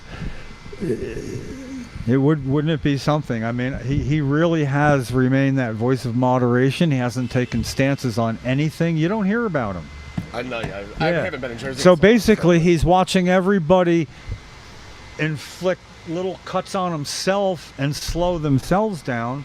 Listen, if everybody else is backing up in a race, just stand still. You win. Yep, it's true. Well, I mean, the finish line comes to you, whatever. So, Well, say what you will about Chris Christie, he was always pleasant to us, or at least to me. I don't dig his politics by any means, but at least he tolerated us and walked through and was nice to our faces. yeah, he's doing what Senate Scutari, a Democrat, will not. He talked to us about it. Yep, He would actually stop and we could talk. correct. And then he put me in touch with the head of what was the program then, the one John O'Brien. O'Brien was his last name. That actually yeah. sounds right. Yeah. Yeah, and I put me in touch with him, and when he said, "Yeah, I'll put you in touch with John O'Brien," and he gave me a card. It wasn't John O'Brien's, I don't think. It might have been. No, when I half an hour after I got home, I got a call. Yeah, this is John O'Brien. I'm like, look, Lefty, come on, right? No, this is John O'Brien. It like, oh my goodness. It was. He had him call. So, all we're asking of our Senate President is explain why you will not let this bill be heard. If you're going to say it's a problem with enforcement, because that's what you hear when you travel the country from Colorado and back and to Colorado and back and to Colorado and back. Yeah, if it's going to be the problem with enforcement thing, say so. Is that it? And then walk us through it. What could have happened where we'd be to where we'd say thank you if this didn't happen? In other words, give us the vision of how we will know about this problem. Will money stop coming into Trenton? No. Will there be an outcry of people? No. Will there be any complaints at all? Nah, probably not. But that's where you start. Yeah, if there's a complaint, if the wheel squeaks, do something about it. If the wheel ain't squeaking, don't try to fix it. I mean, I guess there's a reason for that. Somewhere somebody like me did that and broke the wheel. So it should be so obvious. And I think pretty much when you say how long it's been without the bill being heard, it explains itself. It's a health care bill. You just have to let people know. Okay, we just had our 250th celebration of 250 years. That's a long time. You know, we're not talking about 250 years here. We're talking about 5 years and a little over 3 months. Well, it was March 9th, May, June. Yeah, 3 months and 1 day. 4 months. Okay, yeah. 5 years, 4 months, and a day. That is 2.17% of 250 years. It's over 2% of the time this has been a country. You know, it's 2%. It's 2% of the time since this building was built, which is the second old. You know, it's a lot. And it's a lot when somebody's in pain, and it's a lot of time to destroy the degradation of people's finances to the point where it affects everything else in their life, to the point it affects that they're on Medicaid, to the point it affects that the state is paying for their medicine then, you know, and I mean, it's, I don't know. It used to be patients had to show up. I could explain this self when Cheryl was in front of me. That's why I showed up when I finally could. I mean, doors were opened without even being asked. So does that mean that we got to find somebody that's close to dying, another Jeff Oakes maybe? I mean, the Governor Murphy will never forget Jeff Oakes. He will never forget him. I always take someone with pressure. What was the veteran? I can't think of his name. So then logically what we need to do is put out an APB for somebody who knows their life is worth shit now because of this, and they're probably not going to be with us much longer, and to come out and beg with us. That's what we need to do. I mean, that's what would work. That's not what we're going to do. We can't. I mean, I can't. Can you? Could you go begging for somebody that would be such a sympathetic character that they could physically show up here, at least on a podcast, we could represent them? It really won't work unless they're physically here in person, whether or not it has to have an ambulance or private transportation. Like when Cheryl got in her hospital bed right there. It worked. Number 3, look what Steve Way goes through. Yes. And he's famous, and he still doesn't have wheelchair access to his events, his shows where he's a comedian. On stage, he can't get up on the stage. Really? Yeah. Like, it just oh man, boggles the mind. he does his part and a dozen others people's parts with him. You He's know? amazing. Well, I hate to cut this short with me, but I can only last so long. I got a question. Yes. In California, Yes. for Cannabis Patient Awareness Day, what do patients in California need? Probably not much, but there's got to be something patients in California are asking for. Nah, we're good. Are you serious? You're good? You really? You know what? Hold on. Good, Dan. As a patient in California, I can grow unlimited. Okay. I have a piece of paper license that says Winner. I can grow as many. It literally says in the paperwork in the Okay. law as many as medically necessary. Oh, that's what we want. And because I make FECO, Rick Simpson oil, instead of my opiates, and so I tell them I need as many so I can grow as many as medically necessary. Oh. Okay, you make your own. I know you got to go, but you make your own oil. Yes, I wanted to bring some, but I just couldn't No. It's just tell me then, is it transferable to people if they want to learn to make their own? Is it that hard? I mean, if it's not hard, it's time consuming. okay, but you know, thing is, Crockpot. that bag. No, I have here. I'll give a little product shout out. I have Extract Crafts ETOH Pro and their Source Turbo. Oh. Okay, crock pot. Yeah, it's got But all crock the pot will letters. work. I have nicer machines because I make a lot of it. Co-op crock pot. You know, that's what you need. In other words, patients could have a certain amount and one person. There's all sorts of answers to how are patients going to handle this. You know, the people that don't understand how are patients going to handle it, that have to ask, don't understand how much cannabis consumers who know how to grow would love to help a patient do this at a rudimentary level. You know what? I just thought of something. What cannabis patients in California need? I did think of something. They know when the 2018 Adult Use Act went into effect in California, they made it so it's illegal for the dispensaries to give leftover product to patients.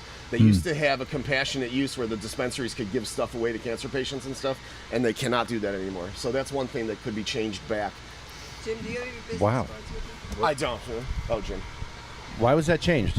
And who changed it? Part of the cannabis, Jim, they, do you have your business part of the business model, you know. Kevin Sabet get in someone's heads over there? Probably. I'm far away from Sacramento, and I try to hide these days in I'm trying to stay out of the political limelight in California and just do my own thing. Yeah, just grow your weed and be happy. That's it. When I first moved to Santa Rosa, they kind of like cornered me at the gas station one day. The guys with the chain badges, the necklace badges, and I was like, I just want to grow my weed and be left alone, fellas. Yeah. And they do, thank God. What they want? They just want to fuck with me. They want some weed. Yeah, maybe. A couple I gave him one of my business cards for my art studio. I didn't get my card. I didn't get the card. But yeah, I gotta go. I'm sweating to death. I gotta get back in the air conditioning. Tony, I'm you're so the best. acclimated to California. I'm dying. I don't want to pass out at this table. I I love your hats. I love these hats. Thank you, Tony. This is amazing. Okay, the routing Amazing. number But yeah, I gotta go. sent you also. Okay, so I'll have. Hey, everybody out there in the world, it's nice to see you and hear you. Johnny Trash, nice for the shout out. Love. I got one Oh. from before. Okay, one is fine. I hate to roll in and roll out. is I better can only than do so much. Let me say goodbye. One of the good surprises. I'm gonna bring some I want Take it away. Grab them.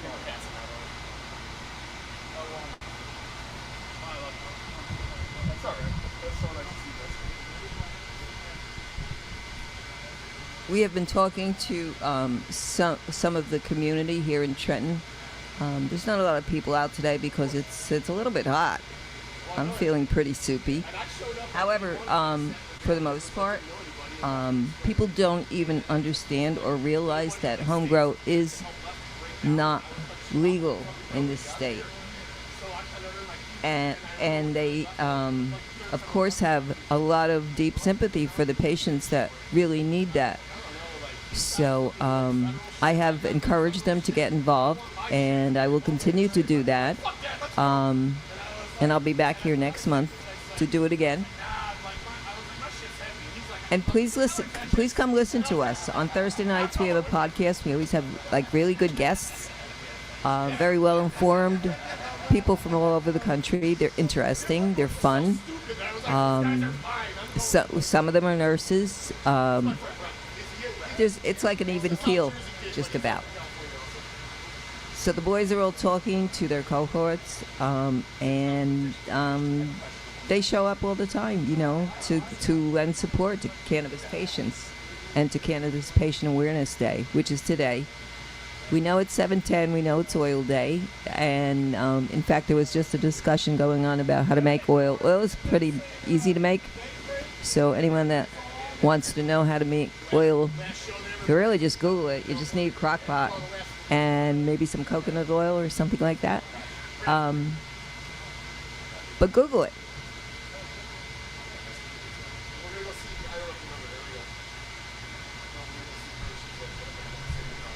And today is a hot day. It is a hot day. So last night we had a guest. His name is Tony Landry, and he is a mushroom grower out in Louisiana. He's got a pretty interesting story to tell, and pretty interesting field that he has. He taught us a lot. He taught us a lot of stuff about all the different breeds of mushrooms and what they do. As you probably already know, cannabinoids can be found in a lot of other things, and so can tryptamine. Tryptamine is part of the psilocybin compound when you break it down. Tryptamine is closely related to tryptophan, but it's not tryptophan. Okay, so tryptamine protects your neurons. So we'd like to, we'd like to provide the education for people, but you have to want it. And if you want it, it's there. It's there.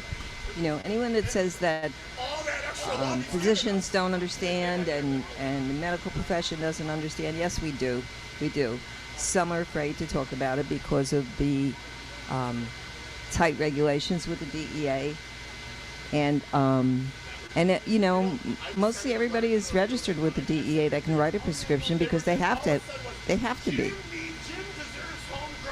And as far as the big, large facilities are concerned, a lot of that gets a little bit mixed up because they depend on funding. Funding comes through. This is how facilities make their stand. You know, they have to be certified by organizations such as Joint Commission and whatnot. And there are certain, there's certain things that need to be heard. So please go out there and talk about it, hear about it, you know, listen, you know, get involved. You don't have to spend 24/7 like maybe I do, because it's not necessary. Just be aware, you know, and spread the wealth, you know. Enjoy yourself, you know. Support your patients, support your family, you know, support your loved ones that are suffering. People just want some comfort when they're suffering. They just want to alleviate their pain, and that's not too much to ask for. So again, you know, I encourage all of you to teetacross.org, and we are, you know, available 24/7. So please get involved. Your community needs you, you know, especially in this state, you know, because we do want this. The home grow bill has been sitting there for 5 years and it hasn't been heard yet. And we're just asking for a hearing. We're not asking for anything else, just a hearing. So please support us with that. You know, get in touch with your senators, get in touch with your public officials. Tell them that you want answers to your questions. Why is the bill not being heard? What's the deal? And that's not hard to do, okay? So, you know, it's very easy to find out who you are a constituent for. All you have to do is Google it. You know, and you'll find who covers your district. And that's the person you want to get in touch with first. And then, of course, there's representatives that are on higher levels, such as Senator Cory Booker, Senator Andy Kim, Senator Josh Shapiro. They're all available. You just have to reach out to them. I do all the time. They do answer me. So anyone that says that they don't answer, those three men do. You know, Cory Booker, I think, you know, he walks on water as far as I'm concerned. I think he's a great guy. I think he really cares about the people in New Jersey. He cares about patients. He grew up in Bergen County, where I'm from, and when he became the mayor of Newark, he moved there, and he still lives there. So that says a lot because he cares about the people in Newark, you know, and he became part of that community, and it's a beautiful community. It really is. You know, I worked at University Hospital, and I also worked at Newark Path, and they were great places, you know, and the patients that we dealt with, for the most part, that came in, they came in because they needed help. They needed to be cared for. You know, right now there's a lot going on with stem cells too, you know, and that's a pretty interesting thing to get involved with and to research, because that is the future. But meanwhile, back at the ranch, you know, not everybody can afford that. We don't have free health care in this country like other places do. You know, other countries have free health care. So it makes it difficult for us, you know, for the most part. You know, I'm a cannabis patient. I became a cannabis patient when I lived in New York. And then I would say that was in about 2000, maybe 13, 14, whenever, I don't remember the exact year. And what I did was, I went to a physician. I have plenty of qualifying conditions, and he listened to me and he examined me, and he also he wrote a recommendation for me to apply to the Board of Health for my card, which I did. I did everything that he told me to do. And I had a card in less than 48 hours. And that was great, because then it gave me the ability to tell other people, to tell the general public that was like kind of afraid to go and venture into that aspect of cannabis care. And I took them through the system, one by one, and wherever I had to go. And sometimes I went to medical dispensaries with them because they were afraid, and once you talk about your fear has no power. So there is nothing really to be afraid of. Cannabis is a plant. It's a plant that's been used before Christ, BC. Back in Egypt, we had goddesses back then. They used cannabis for a lot of different female issues. One being menstrual cramps as the first thing. Also transitioning into perimenopause, into menopause. These are our female issues. Labor contractions. Cannabis used to be mixed with honey and given to patients that were in active labor. And this is from ancient roots. Okay, this is from ancient times, and it helped them get through that. Because anyone that's ever given birth, it's painful. It's very painful.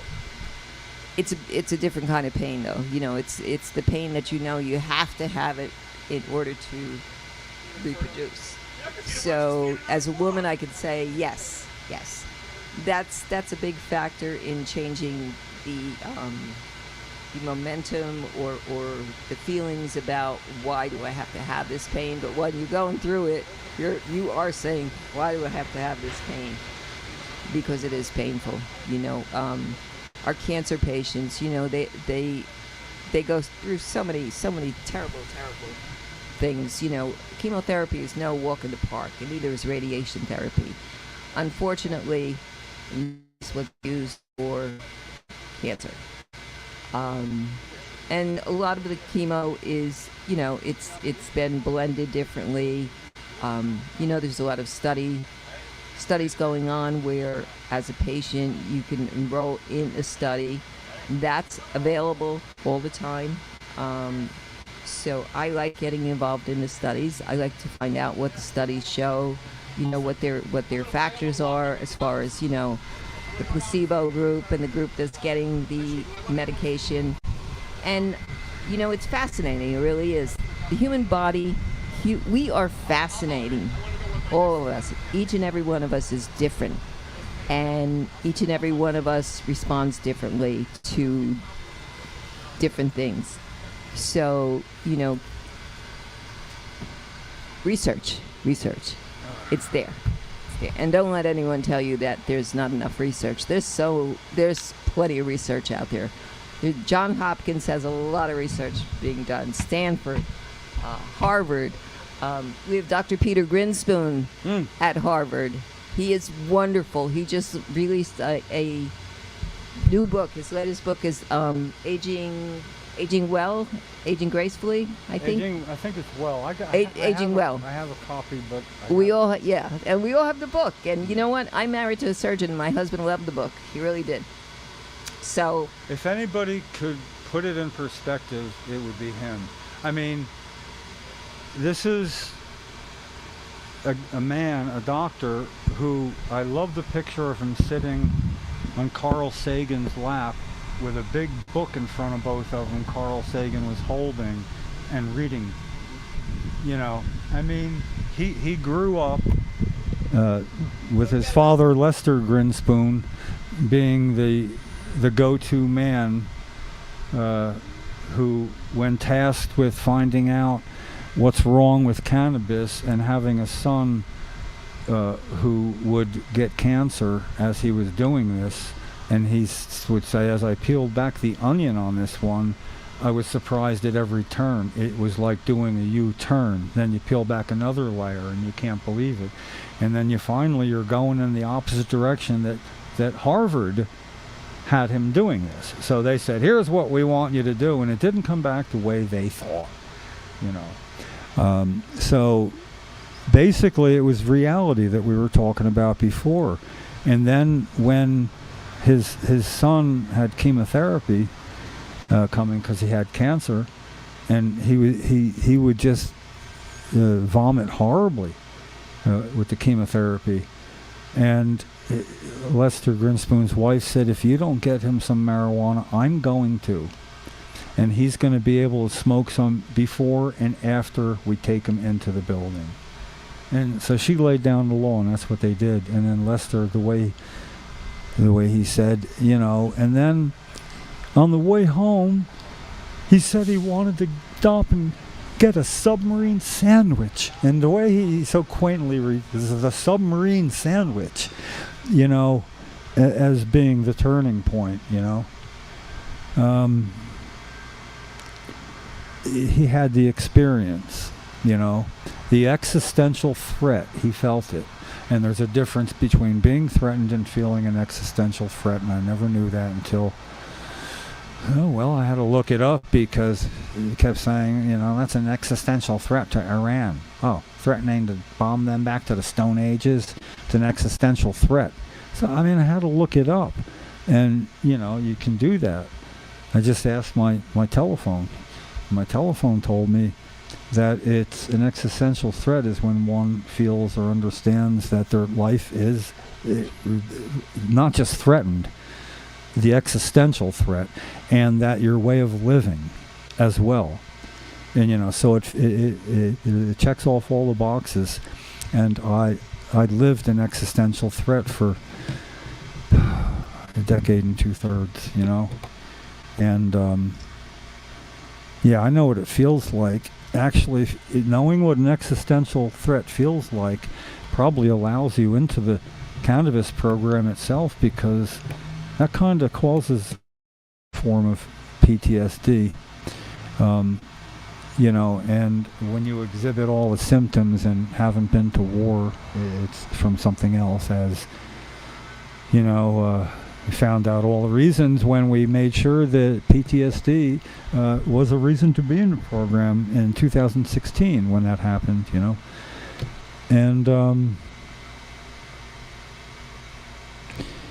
you know, it was actually 2 veterans out of the 3 that testified that explained it to me, because, you know, we kept saying 22 veterans, you know, they kill themselves every day, you know, maybe because they couldn't deal with killing somebody else themselves, maybe a million different reasons, you know. But they explained to me, don't think of it in terms of veterans, think in terms of a rape victim, think in terms of somebody who witnessed a horrible murder. And all the things that they said kind of, you know, there's a lot of it going around probably. And a lot of people are treating it with cannabis and don't know it. And they don't know it until they don't have the cannabis. And then things happen, you know. And it's that easy to see.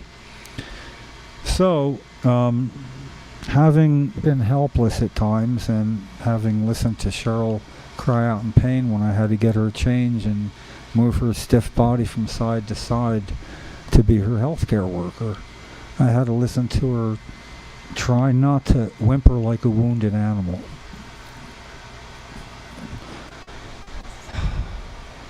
I still hear that. And I allow myself to hear that. Because that's what's needed. And I can't advocate that if I don't personally experience it. It sucks. It sucks to be sitting here crying.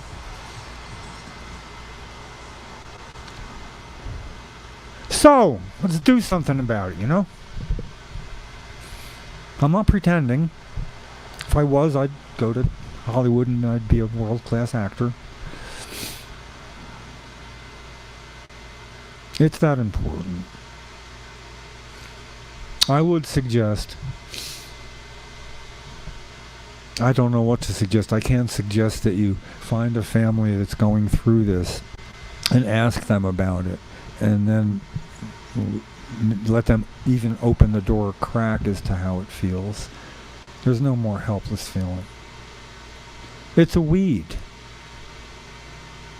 It's a weed that if the sun's at your back at the end of the day and you look at it, it's waving at you. It's waving all these 5-fingered and 7-fingered and 9-fingered hands. You know, they're all facing you, waving in the breeze. It's a wonderful plant. You know, it's hard to kill sometimes at harvest time. If you only grow a few plants, it's hard to kill. You feel like you're taking a friend. Don't name your plants. That's wrong. And then there was seeing interviews of the people of Women's Alliance for Medical Marijuana, WAM, W-A-M-M, Valerie and Joe Corral. Yeah, they had a place where 250 people who were terminally ill could stay and grow in a common garden. And when they did that, Tony's back. This is a little bit of cannabis anointing oil that I make. That's food. Really? Anointing oil. I just anointed the feet of Lady Victory over there. So, Any more? You have any more? That's the only bottle I have with me. I'm sorry. Okay. And it's is it an anointing oil that under my tongue would like? no, I only use I oil. know. but it's I'm messing with oil, you. Like there's a bud of every cannabis I've had for the last 10 years. Yeah. There's frankincense, myrrh, and a whole bunch of different kinds of cinnamon, all imported from all over. This is awesome. But it's only like a half bottle that I had with me. Well, you know, when you refer to it as the anointing oil, I've heard people make cases that know the Bible inside and out, and it's fascinating. I'm just saying, it's a fascinating story. That. Basically, the recipe I got from them. And Well, that's what I'm hearing in that, because I already heard that. Yeah. I love you. I love you too, Tony, man. Nice to meet you. Hey, you made today worthwhile all by yourself. For real. Yeah, this has been hard for me today. For a reason, maybe. I don't know. So this is how you use this oil. Oh, okay, like that. Put it on your wrist. Rub your wrist. Because these are essential oils, and they should be, when you use essential oils, they should be diluted. Because they're really strong. Because I make oils. Huh. I'm Well, this is good. This is a path crossing. Oh, I know where they went down to the museum, the lavatory. Nico went down to the museum. What's that? Nico went down to the museum. Oh, I don't know. Either that or inside here, I guess one of the. He's down there. Yeah. Yeah, they don't really want you to go in and use the facilities here. I mean, it was easier when you walked in right past the fountain, and the facilities are like right there. You know, you almost don't have to sign in, but you know, before you could say I'm going to the Jersey Cafe, which is, you know, open to the public. You can just say I'm going to the Jersey Cafe, but I need to use facilities first. Okay. And something about using facilities, I lose my hunger and I leave. See, if we had a bunch of these flyers, I would be putting them on every car. So next month when I come with you guys, I'm Yeah. doing that. Well, I have some. You have some? Hold on.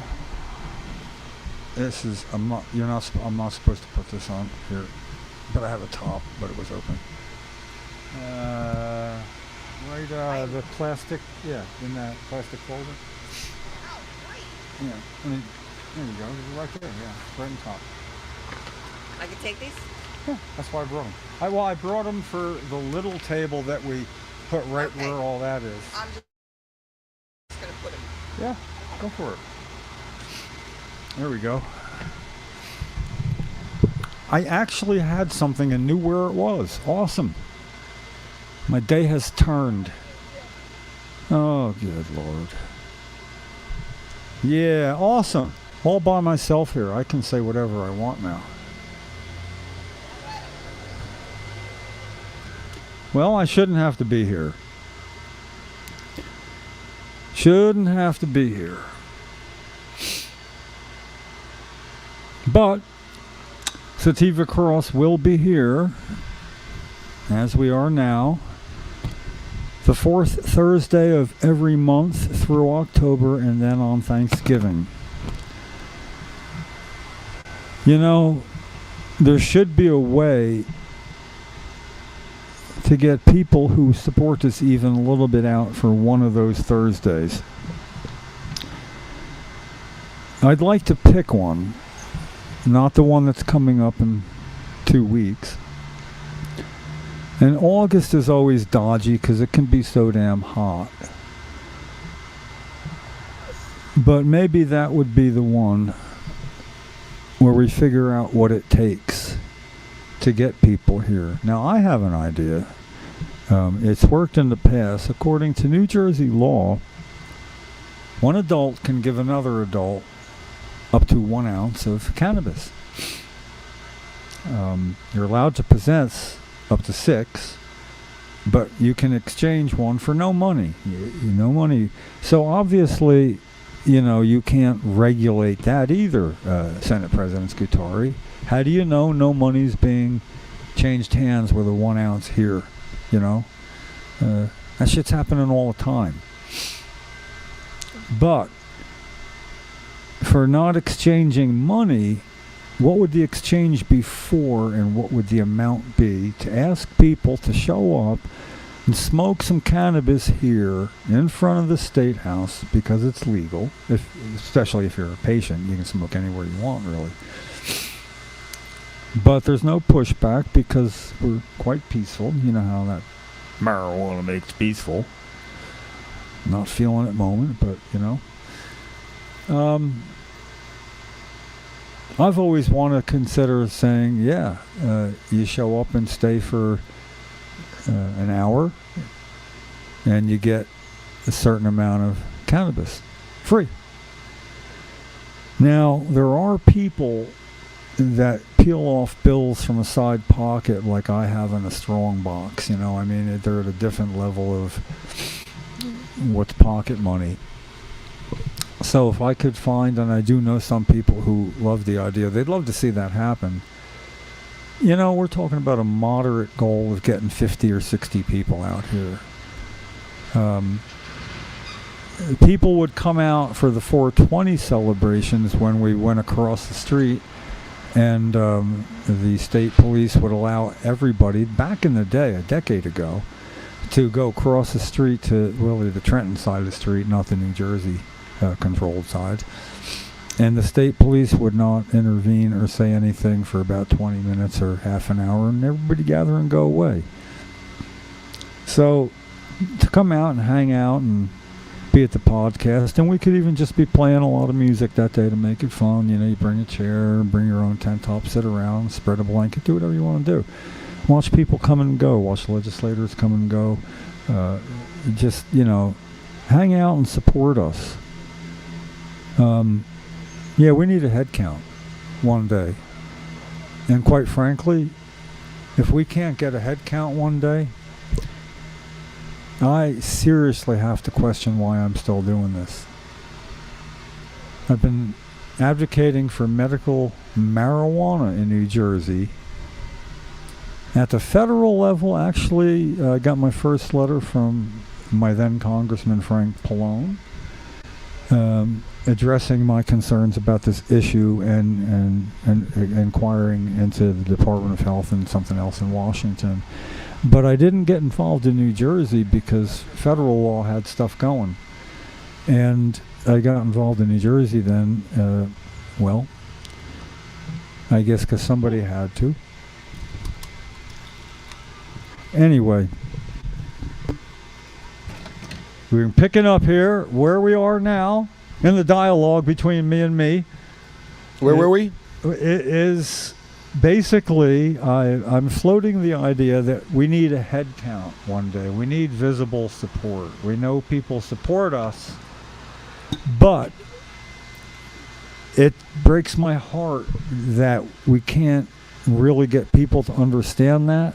So maybe it's my fault. Maybe it's our fault. Jim, you got a message here.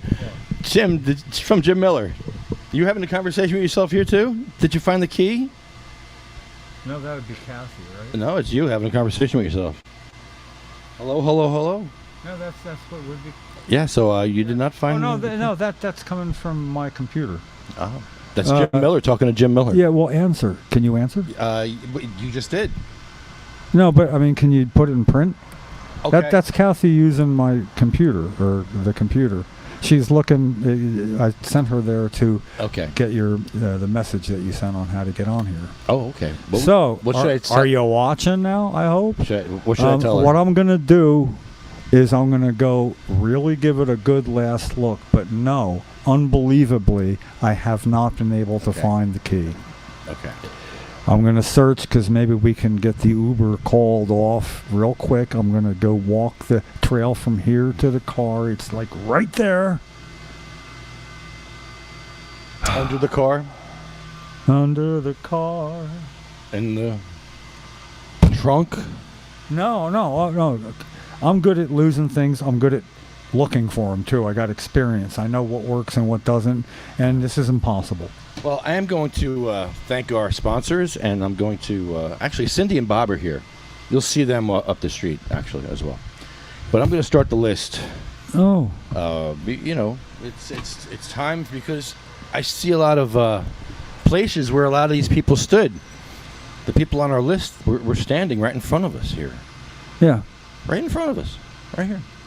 Yeah, well, we read the list to make things real for us, but I cried today at the podcast. You know, it's real the F enough for me.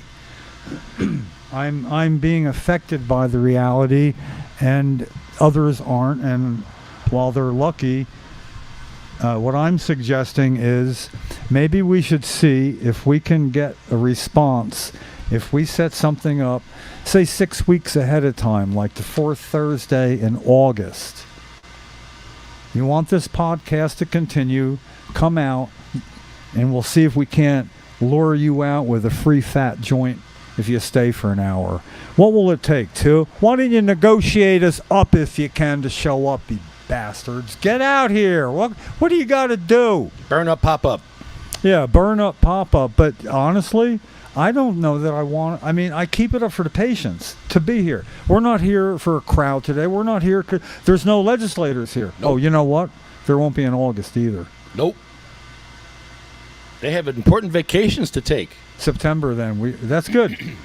Then September, they'll be back. Your legislators need rest. If we can't take 10 weeks, 1/5 of a year, to hype, come out and smoke a fucking joint with us, you know, what'll it take? Yeah, that's it. Everybody had their chance to do it for the right reasons. Now do it for your own self, getting high and saying you're an advocate. Oh, come on.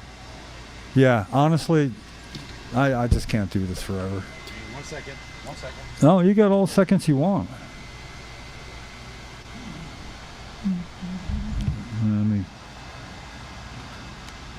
Kathy, I'm giving you a call. Well, I don't know. I'm trying, but the way the day's been going, I don't know that I'll be able to. Why would I assume that? Oh, you got something to plug in. You're up to something. What are you doing? I was going to give a call to back up. I mean, I'm communicating with somebody who has a phone right next door. Boom. I think she can hear you, Jim. Yeah, I know, but I know this thing is like a telephone. It is. It's just like a telephone. I can hear her talking. Oh. Where is it? Here we go. There'll be no answering place. All right. Thanks, everybody. Welcome. Thank you for listening to Cannabis Patient Awareness Day. Why would that work? It's not going to work. Come on, baby. Really? What you doing? Looking for the list? I don't know. I don't know what's going on. It should be working. Well, you know what? I'll tell you, if you didn't have the list, we could just pick a couple of really sad stories and tell them.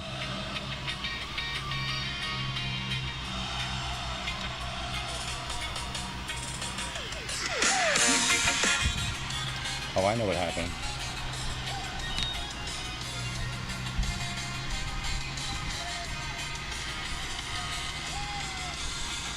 Do I not hear my ring?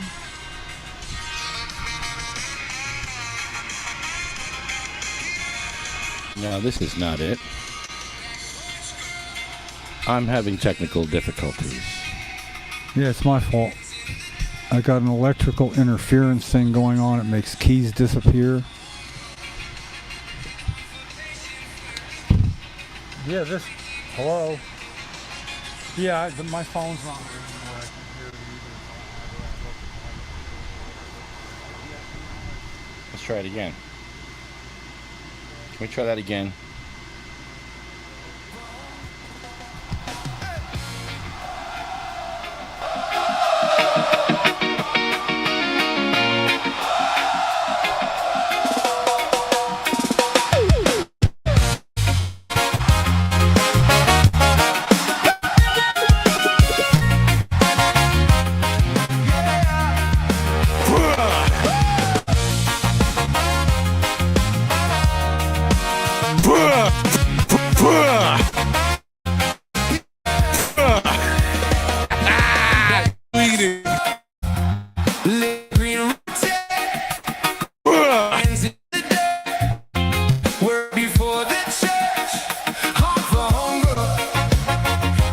This concludes.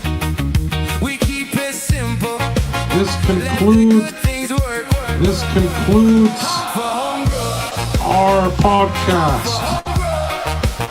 Hunt for patient first. They always come first. Hunt for homegrown. Sativa cross will preach. Then the whole block will see.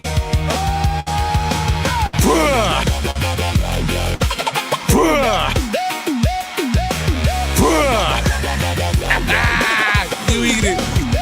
You eat it. The bills in Senator Nick's You eat it. Quiet at Nick's office. You eat it. No rush, no show. You eat it. Slow and no homegrown. Hunt for homegrown. This concludes. Patient first. This From concludes. seed to shelter. That's what we are after. This concludes Hunt for homegrown. our podcast. Hunt for homegrown. Hunt for patient first. They always come first. Hunt for homegrown. Hunt for homegrown. Sativa cross will preach. Then the whole block will say. You know. Let the small seeds grow. That's the way it goes. Thank you, Johnny Stash, for the remix.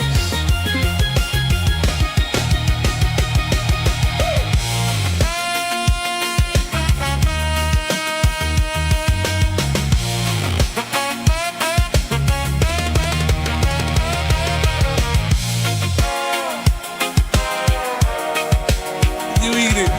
You eat it. You eat it. You eat it. Hunt for patience first. You eat it. They always come first. Hunt for hunger. Hunt for hunger. Sativa cross will preach. Then hold.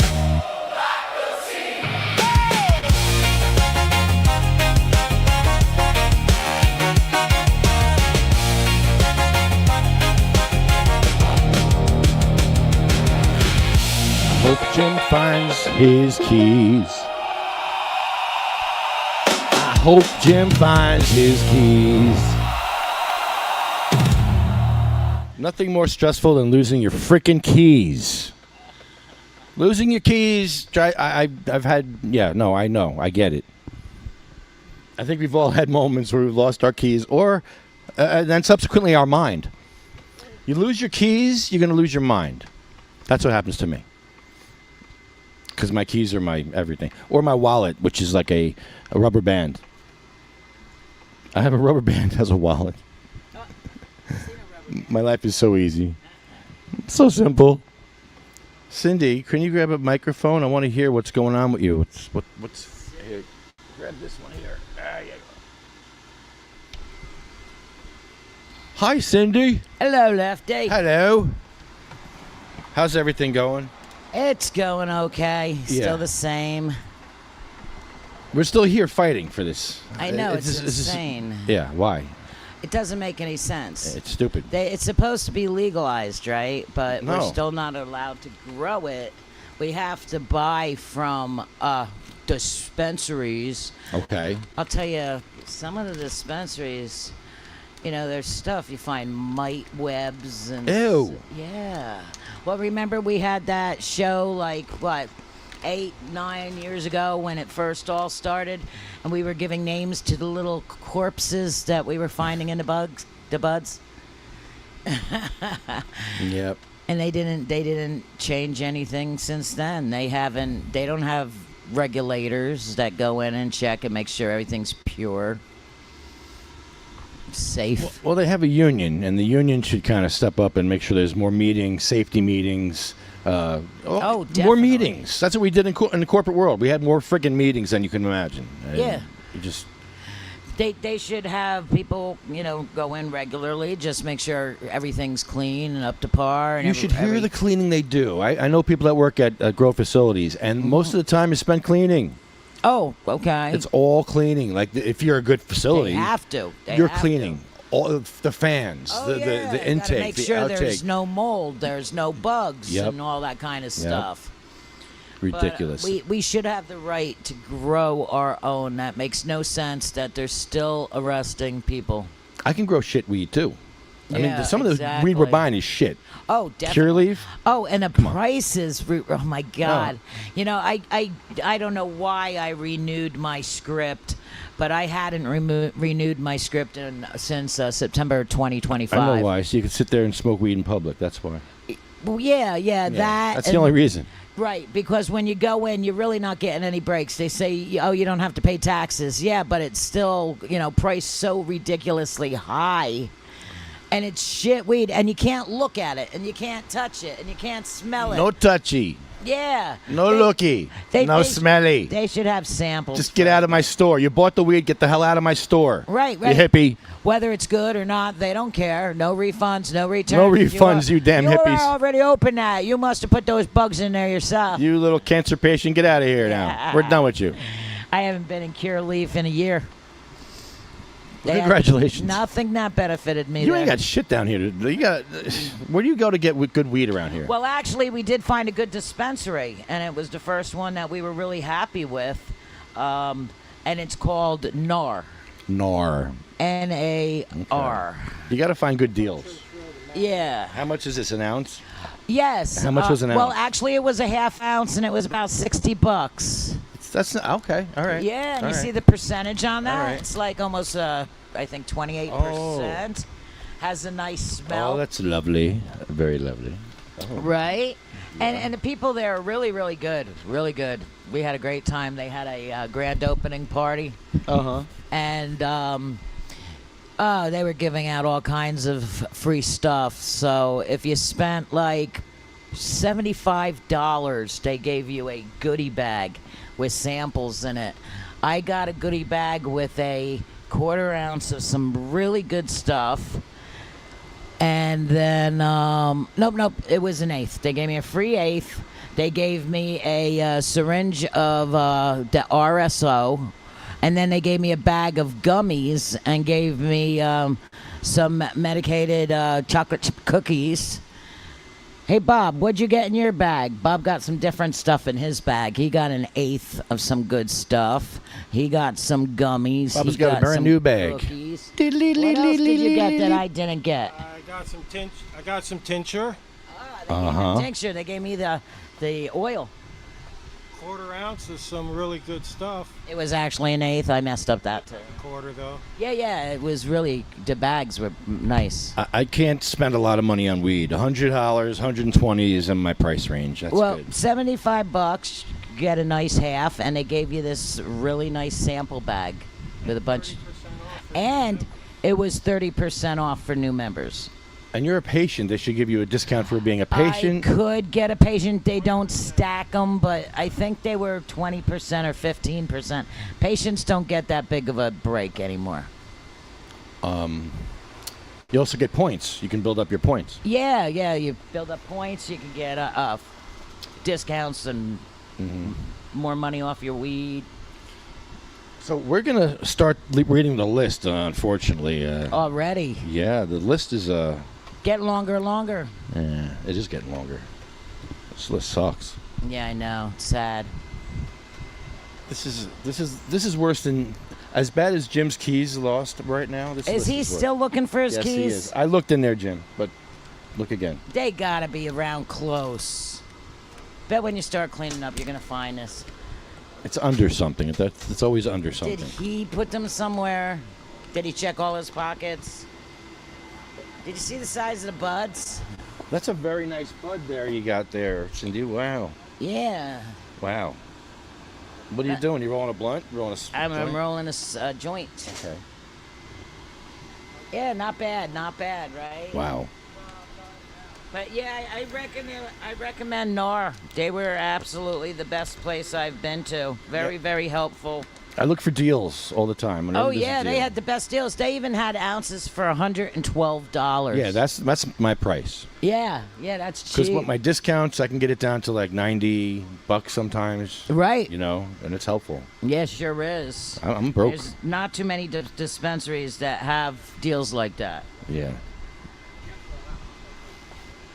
I saw that. What's going on over here? I saw that. What you do? Just playing with the wind. Don't play with the wind. Playing with the wind. Playing with Mother Nature. You think it's gonna rain? Well, I'm gonna rain on your parade right now. By with doing this the list. Well, first of all, thank you. Mad Hatter's still on our list. I don't know. They need to be put on the other list. Mad Hatter, thank you for the good times, I guess. I don't know what the hell I'm thanking you for. I'm coming to get my shit. I've never been there. Are they in Jersey base? I can't hear you. What? I've never been to Mad Hatters. Are they in Jersey? They used to be. They used to be in Jersey, and now they're to the wind. Just like to the wind. Just playing in the wind. Okay, CMMNJ. Now CMMNJ is mushrooms now, right? So it's CMMMMM magic mushrooms NJ, right? So it's CMMMMMMMMMMMMJ. I'll get it right. Jim Miller. Jim Miller. Is it CMMMMMMMJ or CMMMMMMMJ? Coalition for Medical Marijuana Magic Mushrooms, New Jersey. CMMMMMM. How many M's is that? 4. 12? 4?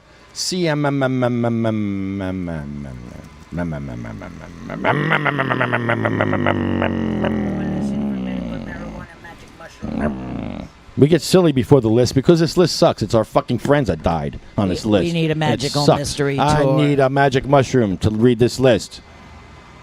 And some medical marijuana. Yes. To read this list that's getting longer. Every. Hurtful.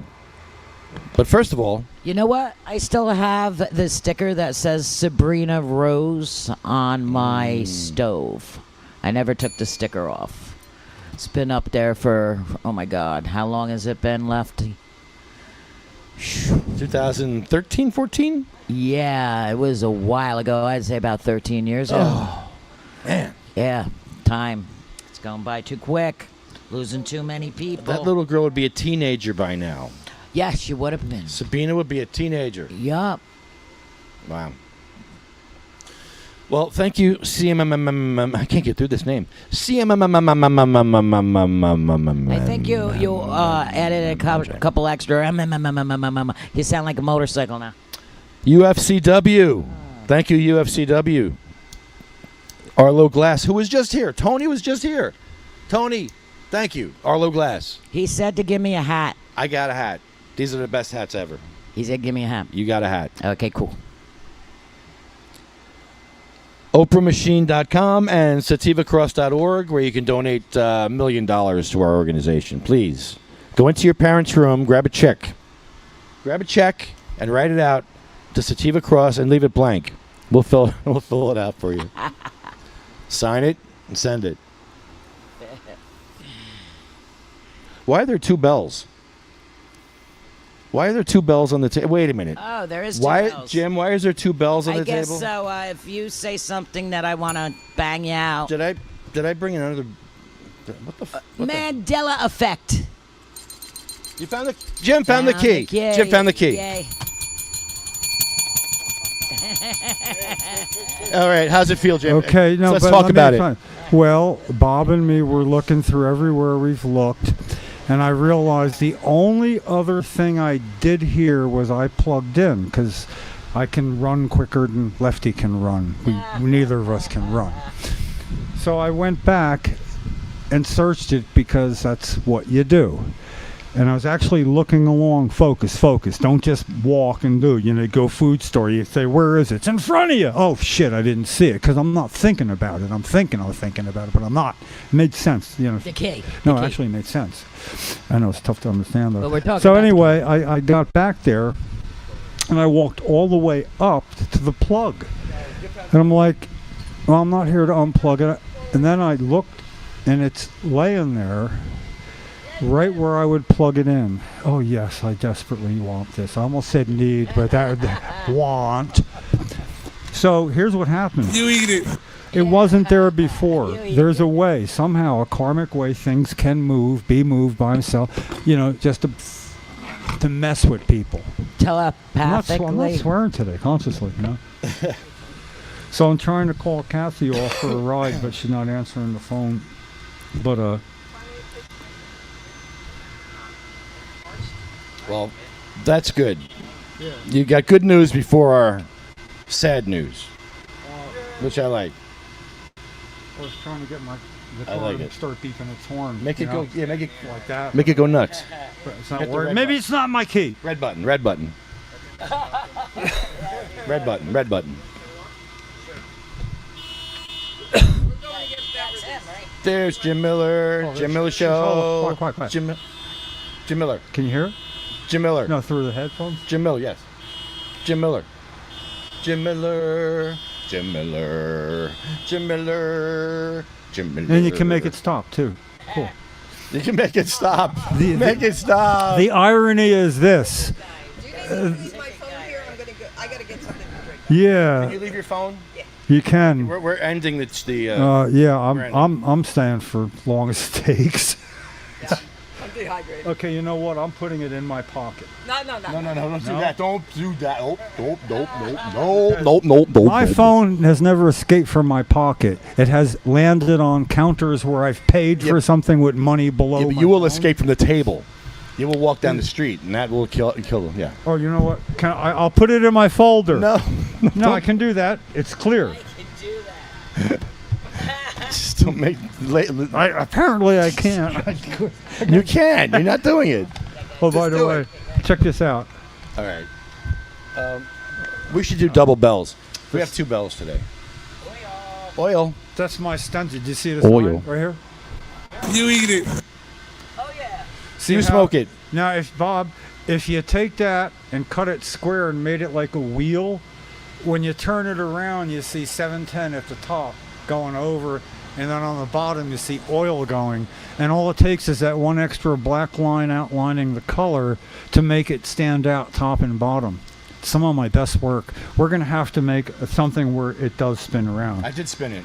No, You'll see it. but we can put it like to where you can give it a spin. Oh my God! Yes. And then Yes. and then I'm leave sorry. it. We can make Bob a sign twirler. Let me ask you guys something. We need help. What do you think? Could we get on the 4th Thursday of September, could we get some freaking people here? It's important. Just to come smoke some pot and hang around. We're not marching. We don't have to chant. You don't have to bring anything. Just Yeah. show up and smoke. Yeah. Yeah. What'll it take? A free joint on the way out? I'll find somebody that's got enough money to say, good idea, Jim, put that into there and I'll roll them up for you to give away. Okay, we're allowed to do it. Let's celebrate doing it. I don't know, but we need to pick a day, and that's 10 weeks away. 10 weeks away, we're going to have the same problems we got right now. The bill's not going to be getting a hearing. Nothing's going to be done, but they're going to be back from summer vacation, and we can ruin their Labor Day. Did I get the months right with all that? Nah. We can ruin something. We can ruin whatever day that Thursday is. Yeah. Yeah. I picked the wrong word out of the carnival there. This has been a day to end them all. I'm looking around. I didn't see my phone right away, and I thought, oh! Look at this. This is where you go. You're never getting son of a bitch. But that's how did it get from the little pocket out onto the ground? It couldn't have been in the little pocket. That's why I say I didn't do it. Somebody must have found it and said whoever lost it's stupid and threw it, and that's why I didn't find it here. And then I happened to find it down there. Yeah, I know. I'm just trying to find something, you know. You get one of these, Jimmy. Cool. Yeah, well, if you ever saw Vacation, National Lampoon's Vacation, when Clark Griswold went and dove in the pool with Christy Brinkley and screamed and shit, and he explained to Rusty the excuse, he went, you understand, don't you? He goes, sure, Dad. You think Mom will believe it? Yeah, that's what I'm doing. I'm recreating that. Of course it was me. Yeah, man. Later. Oh. All right, enough laughing. It's enough. I laughed like maybe 13 seconds all day. It's enough. We got to read the list. You know how sucky this list is? It's too long. This is like I already cried at the podcast I know. about patients I don't even know. I know, man. This I got ridiculous. so into why, and then explaining it's not just PTSD. It's beyond that. It's like, what do you call it? What am I trying to remember? What it's called? The trauma. The something threat. It's existential threat. Existential. Look threat. up existential threat. When you feel an existential threat, you know something other people don't know. That's like when somebody has post-traumatic stress because they were in the military and stuff like that. You don't know if you've never been in the military. You don't have a freaking clue what it's about. So like if somebody's never done what I it. Jim, I have complex post-traumatic stress. Don't you understand? I know that. It's worse than post-traumatic stress because you're under constant. Okay, grab that mic. when you're post-traumatic post-traumatic stress affects somebody else negatively. Flashbacks are crazy. And it's not because you can't. It's not that. It's a combination. If there's somebody you want to help and the law won't let you help them and you watch them suffer, there's a feeling of helplessness there that exacerbates the PTSD more than anything. Knowing that you're helpless to help somebody that you could if only somebody would let you, So, see, that's what it's going to take, though. It's going to take using that. What'd you do to your wrist? What's that? Your wrist looks hurt. Oh, there it is. It's already out. What'd you do? Yeah, okay. In my morning when I was looking for the first key, you see the concrete things there? Ouchie. When you walk by one, when you're parked by that, if you have your hand up doing anything, if it just touches it, and you have skin like mine, and you have blood thinner, you have blood thinners like I do, yeah. I was on blood and you're thinners. sweating, and you go, this is what else could happen, and in the middle looking for the first set of keys, oh my God. Yeah, one thing after another. This was the another. No, this was the second another. That, and so basically you can see the skin, it's not bleeding now. It's a good thing. It shouldn't even bleed. It touched it like this. Oh, I swear. boy. But it's jagged concrete on an edge. It takes almost nothing. It wasn't a scratch. If it was a long fingernail, it wouldn't have left a mark. Yeah. Now on the corner, right, the corner. Go by that corner just like that. Yeah. right? That's what I like about you, Bob. It was right over there. You didn't think about it. You went right to the source because it was that easy. He's got some psychic abilities coming on now. Hey, what do you think about the fact they turned off CERN until 2030? They intertwine the dimensions now, like Mandela effects, like... What? I missed the premise. I missed the premise. All right, CERN. The Large Hadron Collider that they have in Switzerland. Oh, okay. I know about them. And they'd been running for 4 years, like full force, smashing particles, making black holes. The things you can do. How How long is that all? What's the circumference of that? It's 20 mile long. Yeah. You know what speeds you can get there? In a controlled... Ooh. Well, they turned it off. They turned it off to upgrade it. That's a good band name, Super Collider. Yeah. They're going to be upgrading this thing. Upgrade. Now, when they Bigger backhoes. when they turned it on, I mean, it seems like time was flying. Time was going faster. There's no doubt in my mind. It's like every single day. It was like Groundhog Day. It was just like... Could you slow it down, though? I could go for that. Well, now that they shut it off, do you notice? They shut it off June 19th. Things have been looking a lot more calmer, and even real clouds in the sky. I haven't seen any chemtrails. I've just seen real clouds. Hey, There's you been know, some crazy-ass storms, though, because of the solar flares. Storms. There's been one X flare. They got their own. One X flare after another. Smoke some. You know, there was an X139 the other day. That's like the largest we've had in a long time. These are filaments from the sun. They rain down radiation and shit on us. Flares. Solar flares. Yes, it's I invented cough laughing. CMEs. Equal. Yes. 50-50 coughing and laughing. And there's been so many of them. It's like... You laugh, it keeps going. I think end times are on its way. I really do. But you did notice Mandela effects, right? There's some that'll blow your fucking mind. I'll tell you something that made me think of, though. Brother Rick bought this thing. You plug it in, and what it does, from however it does it, calms a dog down. It'll lower the level. Yeah. Okay, something like that. And he had a dog that needed it. Is there a joint? He had a dog that, and no cause and effect can be established, but he started calming down. In other words, a dog that as it's getting older, it needs to... Did he use frequency? Well, I don't know what... It's something he plugged in a wall. All right, it's frequency, obviously.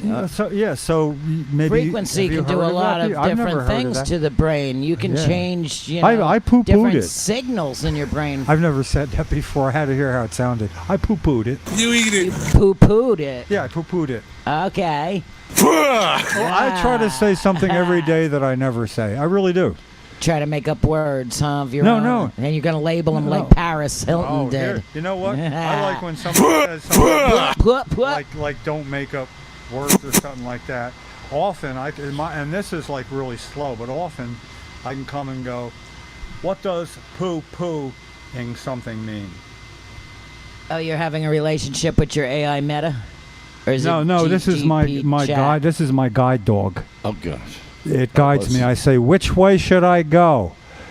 And I ask it a question, and it provides me with that. And to anybody who says I should do it the long way, get rid of your fucking calculators and go back to a pencil and pen and do some computation, damn it.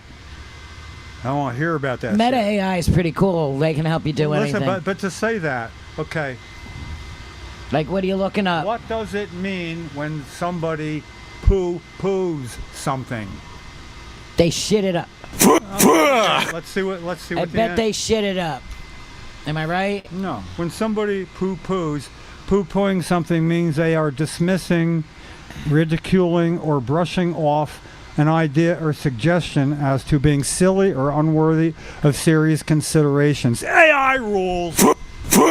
There. See, I could have had that discussion in a bar over a pitcher of beer and gotten nowhere. Now, yes, it might be somebody that programmed it to screw people up who asked about poo-poo. Yeah, I'm not going to buy that either. Yeah, that sounded very... And... Come on. Let's talk about homegrown. Well, Lefty's he's already ending the. Well, we're at the list here. It's, we're at the list. Yeah. It's what the heck time? You made Before it you for do the not-fun list, part. like, what are you going to do about legalizing homegrown? Come on, you've been in this long enough. You should, like, have it done. Well, we've by been now. here long enough you're looking at today. it. We went through it from a million different directions. You're looking at it. What we're going to do, first of all, is not call it legalizing home grow. The only thing I'm looking at is getting a bill to a hearing. Anything after that, what's in the bill, I don't care to discuss. I don't care to discuss what's good. I don't care to discuss what's wrong. I want that discussion to take place in a committee hearing that it's being denied. So anytime we talk about why the bill should be passed, we're not talking about the problem at hand. The problem at hand is we need to get it past Nick Scutari. That's the only thing we need to be doing. So yeah, some people got to look down the road to other stuff, but I don't. What's the number of the bill? So right now it's 1758. It started out, the first session was introduced as S 3420. Then the next 2-year session it was 3420. Then the next 2-year session it was 1393, and now we're in the middle of the next 2-year session and it's 1758. It's in its fourth legislative session, the exact same bill just being reintroduced. At the front of the no? Okay. We need to, none of the parking machines, they all said go to another parking machine, and they all said go to another parking machine. Okay. I was just wondering what he's doing. So is this what, ticket time? Is this a Miller parking time. thing? Yeah, you better go check the car. No. Does one need money in the meter if there is a handicap sticker present? No. You need to put the first. No, actually, it's up to the person doing that. They usually respect that. Remember, there was a woman that would come back and tell us, hey, man, make sure you got your sticker up or something like that. Oh, that's what Sue was putting on the windshield. Okay. Yeah. Well, This concludes our podcast. By the way, that was a late, great medical cannabis patient. Wayne Barini has the final say. Hear that? Did you recognize late, great Wayne Barini? And he ends our podcast. Do it again. Do it again. This concludes our podcast. He uses that. He uses that to begin the list. And Wayne Barini, of course, is right at the end of the list now. So he's got it wound pretty tight. Bastard. I already cried, man. You can't hurt me now. can't hurt me. I'm still checking for this key, I swear to God. Don't lose it. Our list begins with Cheryl, Sabina, Diane, Gracie, Cindy Mae, Marie, Jack, Joan, Randy, Polly, Bill, Chad, Jeremy, Colette, Matt, Here it comes. Troy, Russ, Roger, Roger. Roger. Every now and then, one just jumps out, and I never know who it's going to be. Roger Barber. Remember Roger Barber? Yeah. Yeah, he fought for his daughter to use cannabis in school. Well, when you have a daughter that needs it, and she's in special education, and you're a lawyer, and you go to the wall, and New Jersey ends up being the first state to allow a Schedule I substance on school grounds because of that man. And he didn't get to see the light at the end of the tunnel, you know, for all the fruits that he planted, so to speak. I miss him. Thank you, Roger. Jay, Ella, Hattie, Jackie, Rickard, Anthony, Jake, Armando, you know some of these people Felicia. without the last name? Yeah, these are the names. If they're familiar, they are familiar. These are the names. These are the names of the people that fought for your rights. Julia. You know Julia. You know. Julia, she was helping take care of Jay when he broke his leg and all, you know. Julia, the one that Yeah. diabetes. Yeah. She's on the list. Anyway, I'm sorry, you know. Armando, Felicia, I was just thinking about her this morning. Lynn, Dan, Sean, Joyce, Lori, Frank, Brian, Cooperian. Flo, Brian Cooperian. Carl, Thorne, Carl. Frank, Lorraine, Terry. Terry. No, Terry. No. Right down the street here. He's from Trenton. He was young. Yeah. Terry Harris. Remember the dreads? Which, Yeah, he had diabetes. Wow, another one like Julia. Julia died from diabetes. They're real people. You know? It's not a story. How do you rub somebody's face in it? Charlotte. And yes, Charlotte Figgy. Charlotte. Yeah, she knew. Cher. Jaybird. Michael. Marley.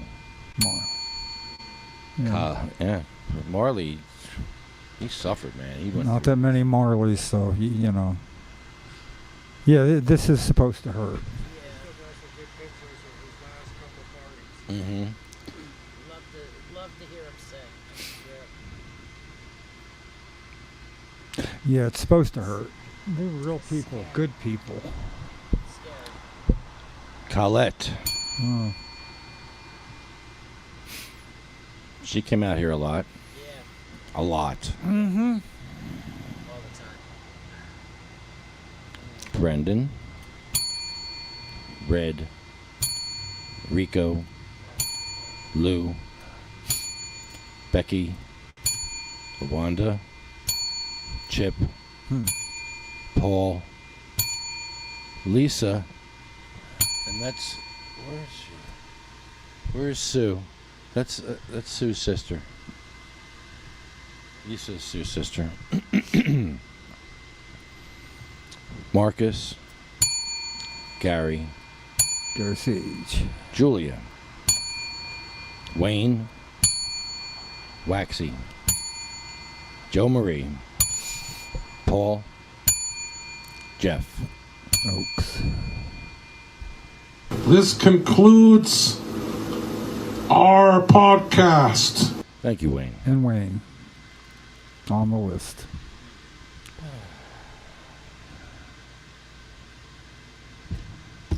There it is. Well, that'll get us back next time, but I don't know about anybody else. Cannabis Patient Awareness Day. There you go.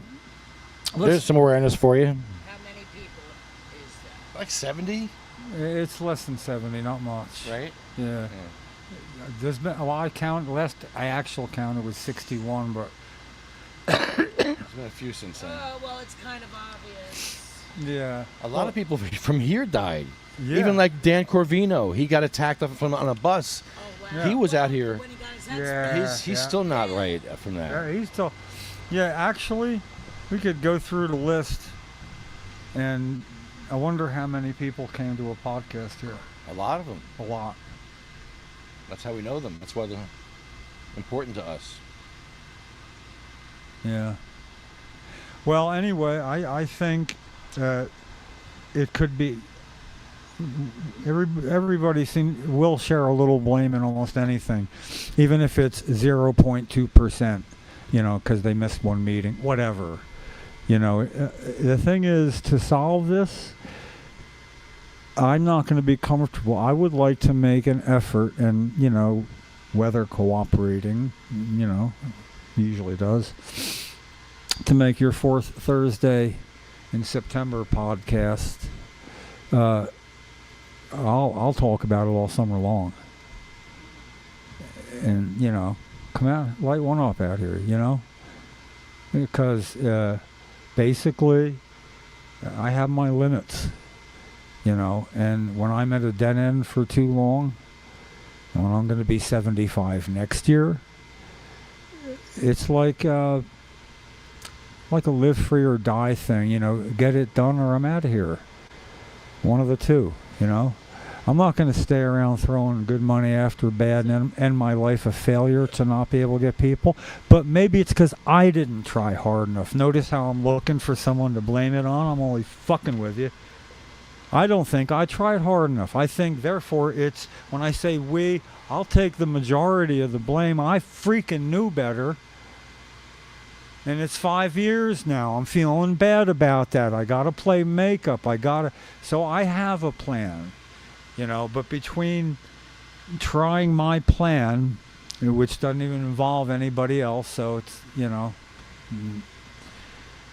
I want to be able to step back, you know. I want somebody else to say, I love the podcast. Can I be part of it? And then somebody else, the next thing they go, hey, where's Lefty and Jim? Oh, no, we haven't seen them in a while. You know, the podcast would still go. It's like, what a great forum, you know. But if we, you know, and this wasn't about getting people out. Actually, having Tony stop by, because Tony stopped by and tell a story. Yeah, the first year we were podcasting, he was like 300 and some pounds and in bed because he was immobile from opiate use for pain, you know, and all that. And he could not. He wanted to get out and do anything. And he watched us, and he interacted as he could. And then he used us as like the carrot. He wanted to come to a podcast, and he came to a podcast on his own. And it was like, really? You did that? Using us? We felt, you know, if somebody says, well, how many deaths will it take till he knows? All right, Bob Dylan, Blowing in the Wind. But it's like, lives could be saved. Okay. How many lives does it have to be worse before you do it? Okay, could be saved. People like to say, if one life is saved. And, you know, so not like it was Tony's life being saved, but it was affected. You know, it helped him. So if it helps one person, that's all it should really take. Extrapolate from there. There are others. We don't need to make them beg. We can do the begging until we're done begging. And then when that happens, I have a history, you know, and I'm going to take care of it. But I'd like it to be a negotiation where one person is like, Jim doesn't have anything to help you, except for not do what he's planning on doing.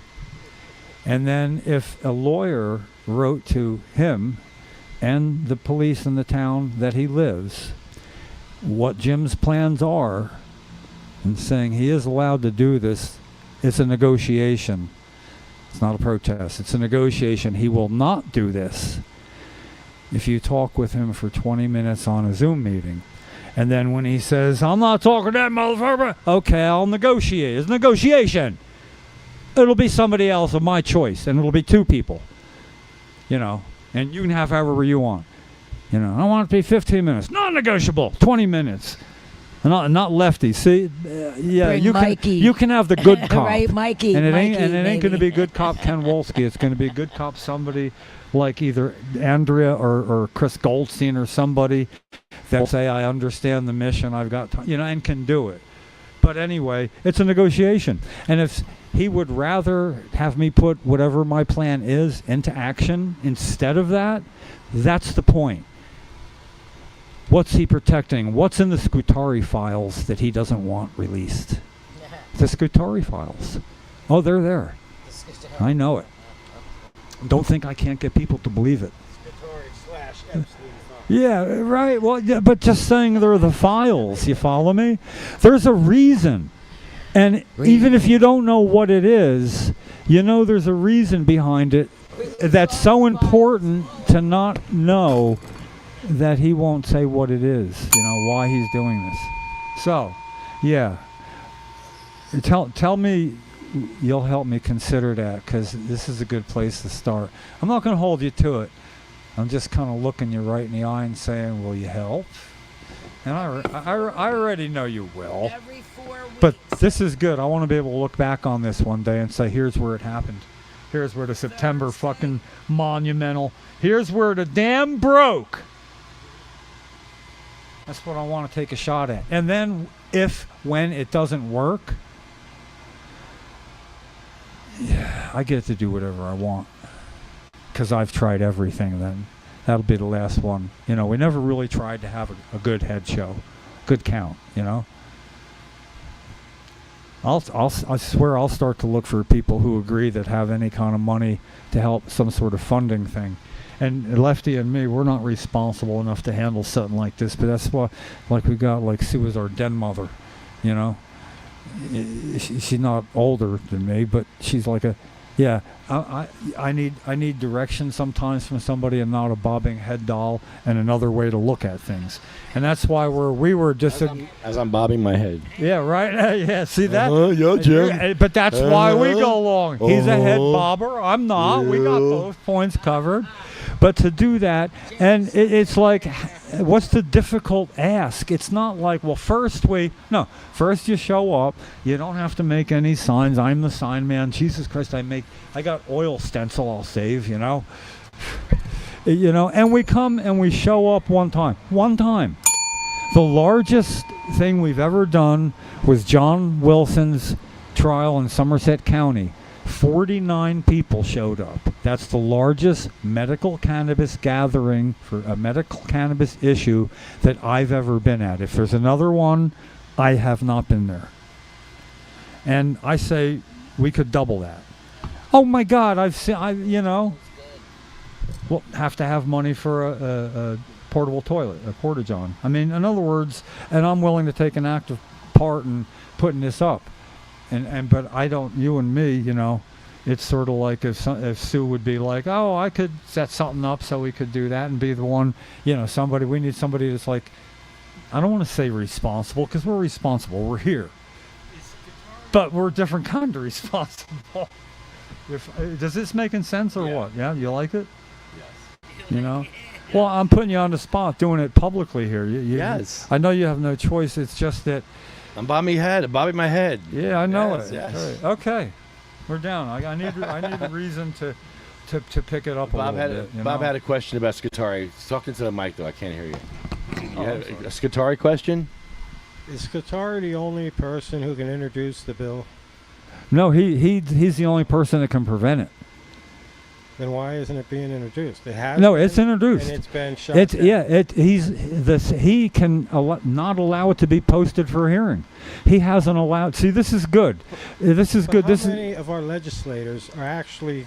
There's 9 posting. There's 9 co-sponsors. 21 is a pass. You know, 3 Republicans, 6 Democrats. These are co-sponsors that aren't asking him to post it. What happens is Joe Vitelli, the head of the Health Committee, chairman of the Health Committee, he posts it for a hearing. If he posts it, Scutari sees it posted, it'll be right back down. So they don't play games like that. It's like, I want to post it. No. What are you going to do? You're going to fight the head of a committee not to post it? It's not the way it works. So what happened is after 2 years of that, 3 years of that, Joe Vitelli became a co-sponsor. He doesn't co-sponsor bills hardly ever. He became a co-sponsor, and he's the only one of the co-sponsors. Republican co-sponsors, the minority party's duty is to act as a check and balance on majority party leadership. AI. That's what it is. The leader of the minority party Republicans in the Senate is Senator Bucco. He's an original co-sponsor. He's not being the check and balance. All he's been asked to do, and will be asked to do again, is get turned down by Senate President Scutari. Email the constituent that you did this. And he said no. That's all you need to do. You're a co-sponsor. You're going to vote. I know this isn't part of the deal being a co-sponsor. I'm asking you as a constituent. Ask him to post it. He'll say no.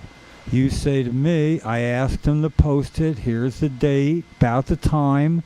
Here's what he said.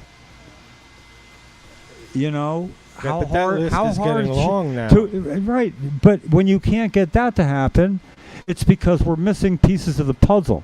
So when Scott Rutter, who was a Republican legislator, now into the cannabis world, spoke last month, and I asked him, what else can you think of that we haven't thought of? He's looking at from the legislative awareness and from the advocacy awareness.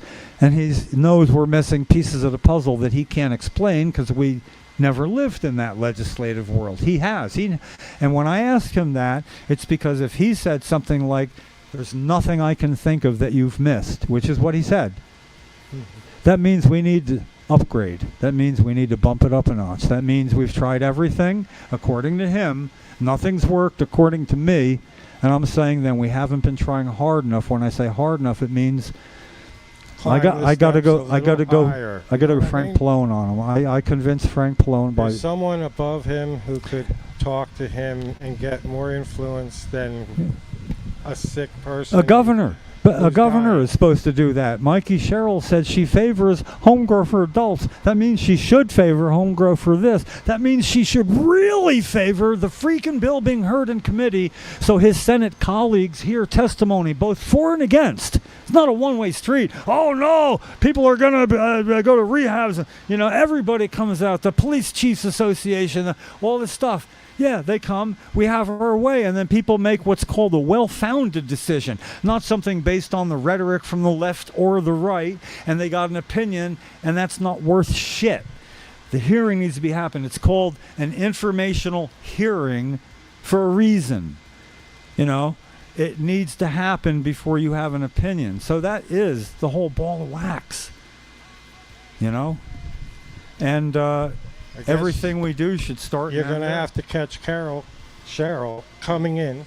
Yeah. Like you did Christie. This is. And confront him with, we just need you to hear this. She probably doesn't. I'm guessing.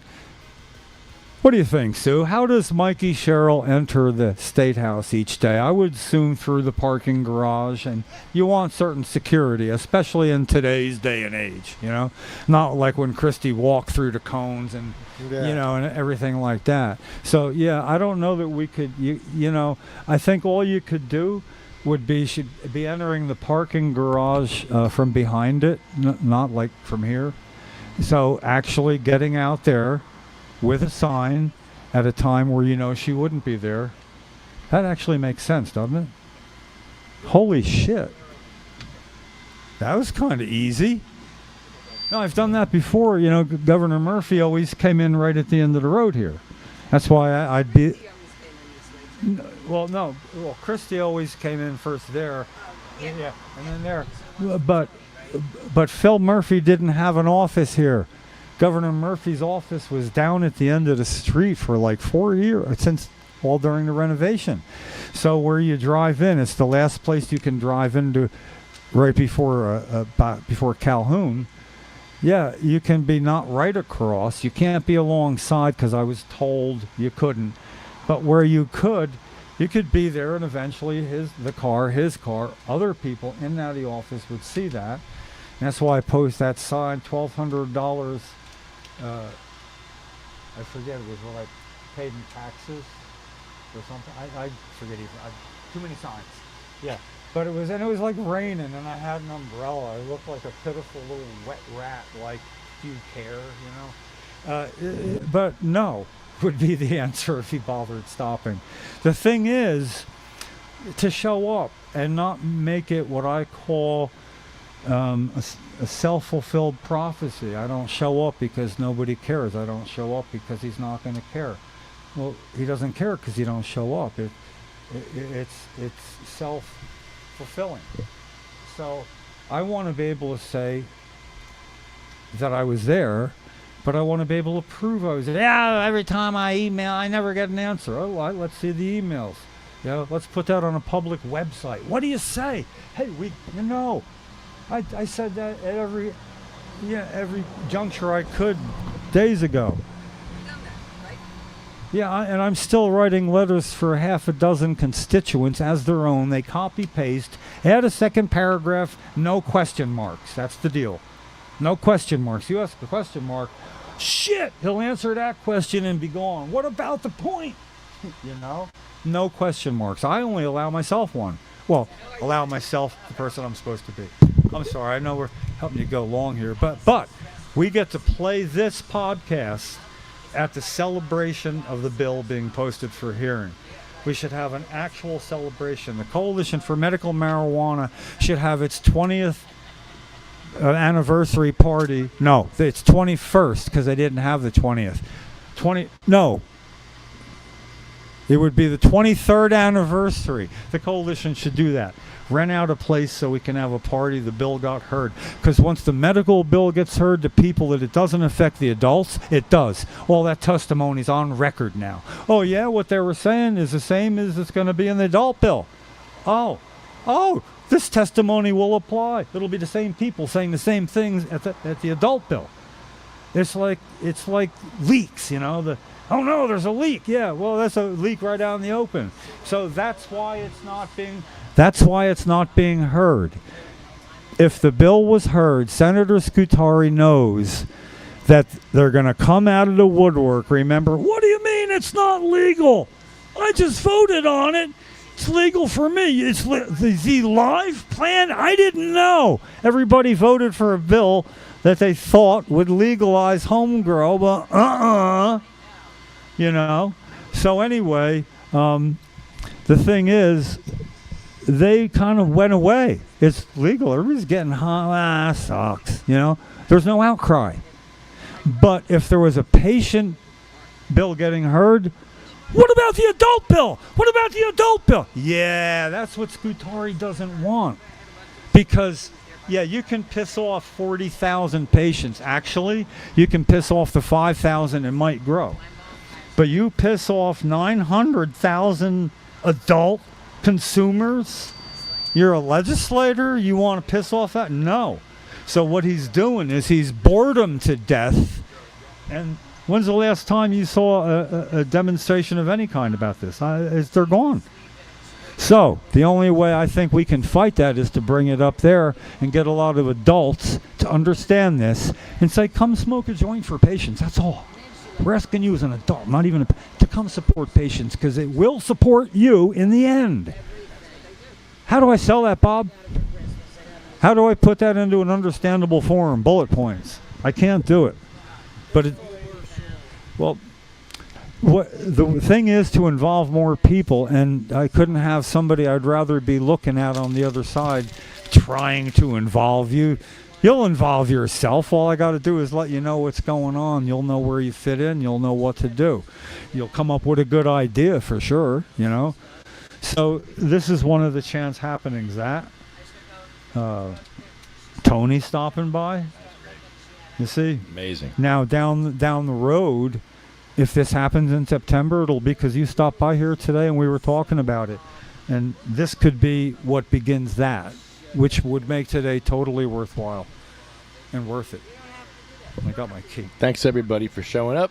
Thank you, Wayne. This concludes our podcast. They shall grow not old, as we that are left grow old. Age shall not weary them, nor the years condemn. At the going down of the sun, and in the morning we will remember them. Thank you. Ooh, that was pretty good. Yeah, man. Hey, thanks for hanging.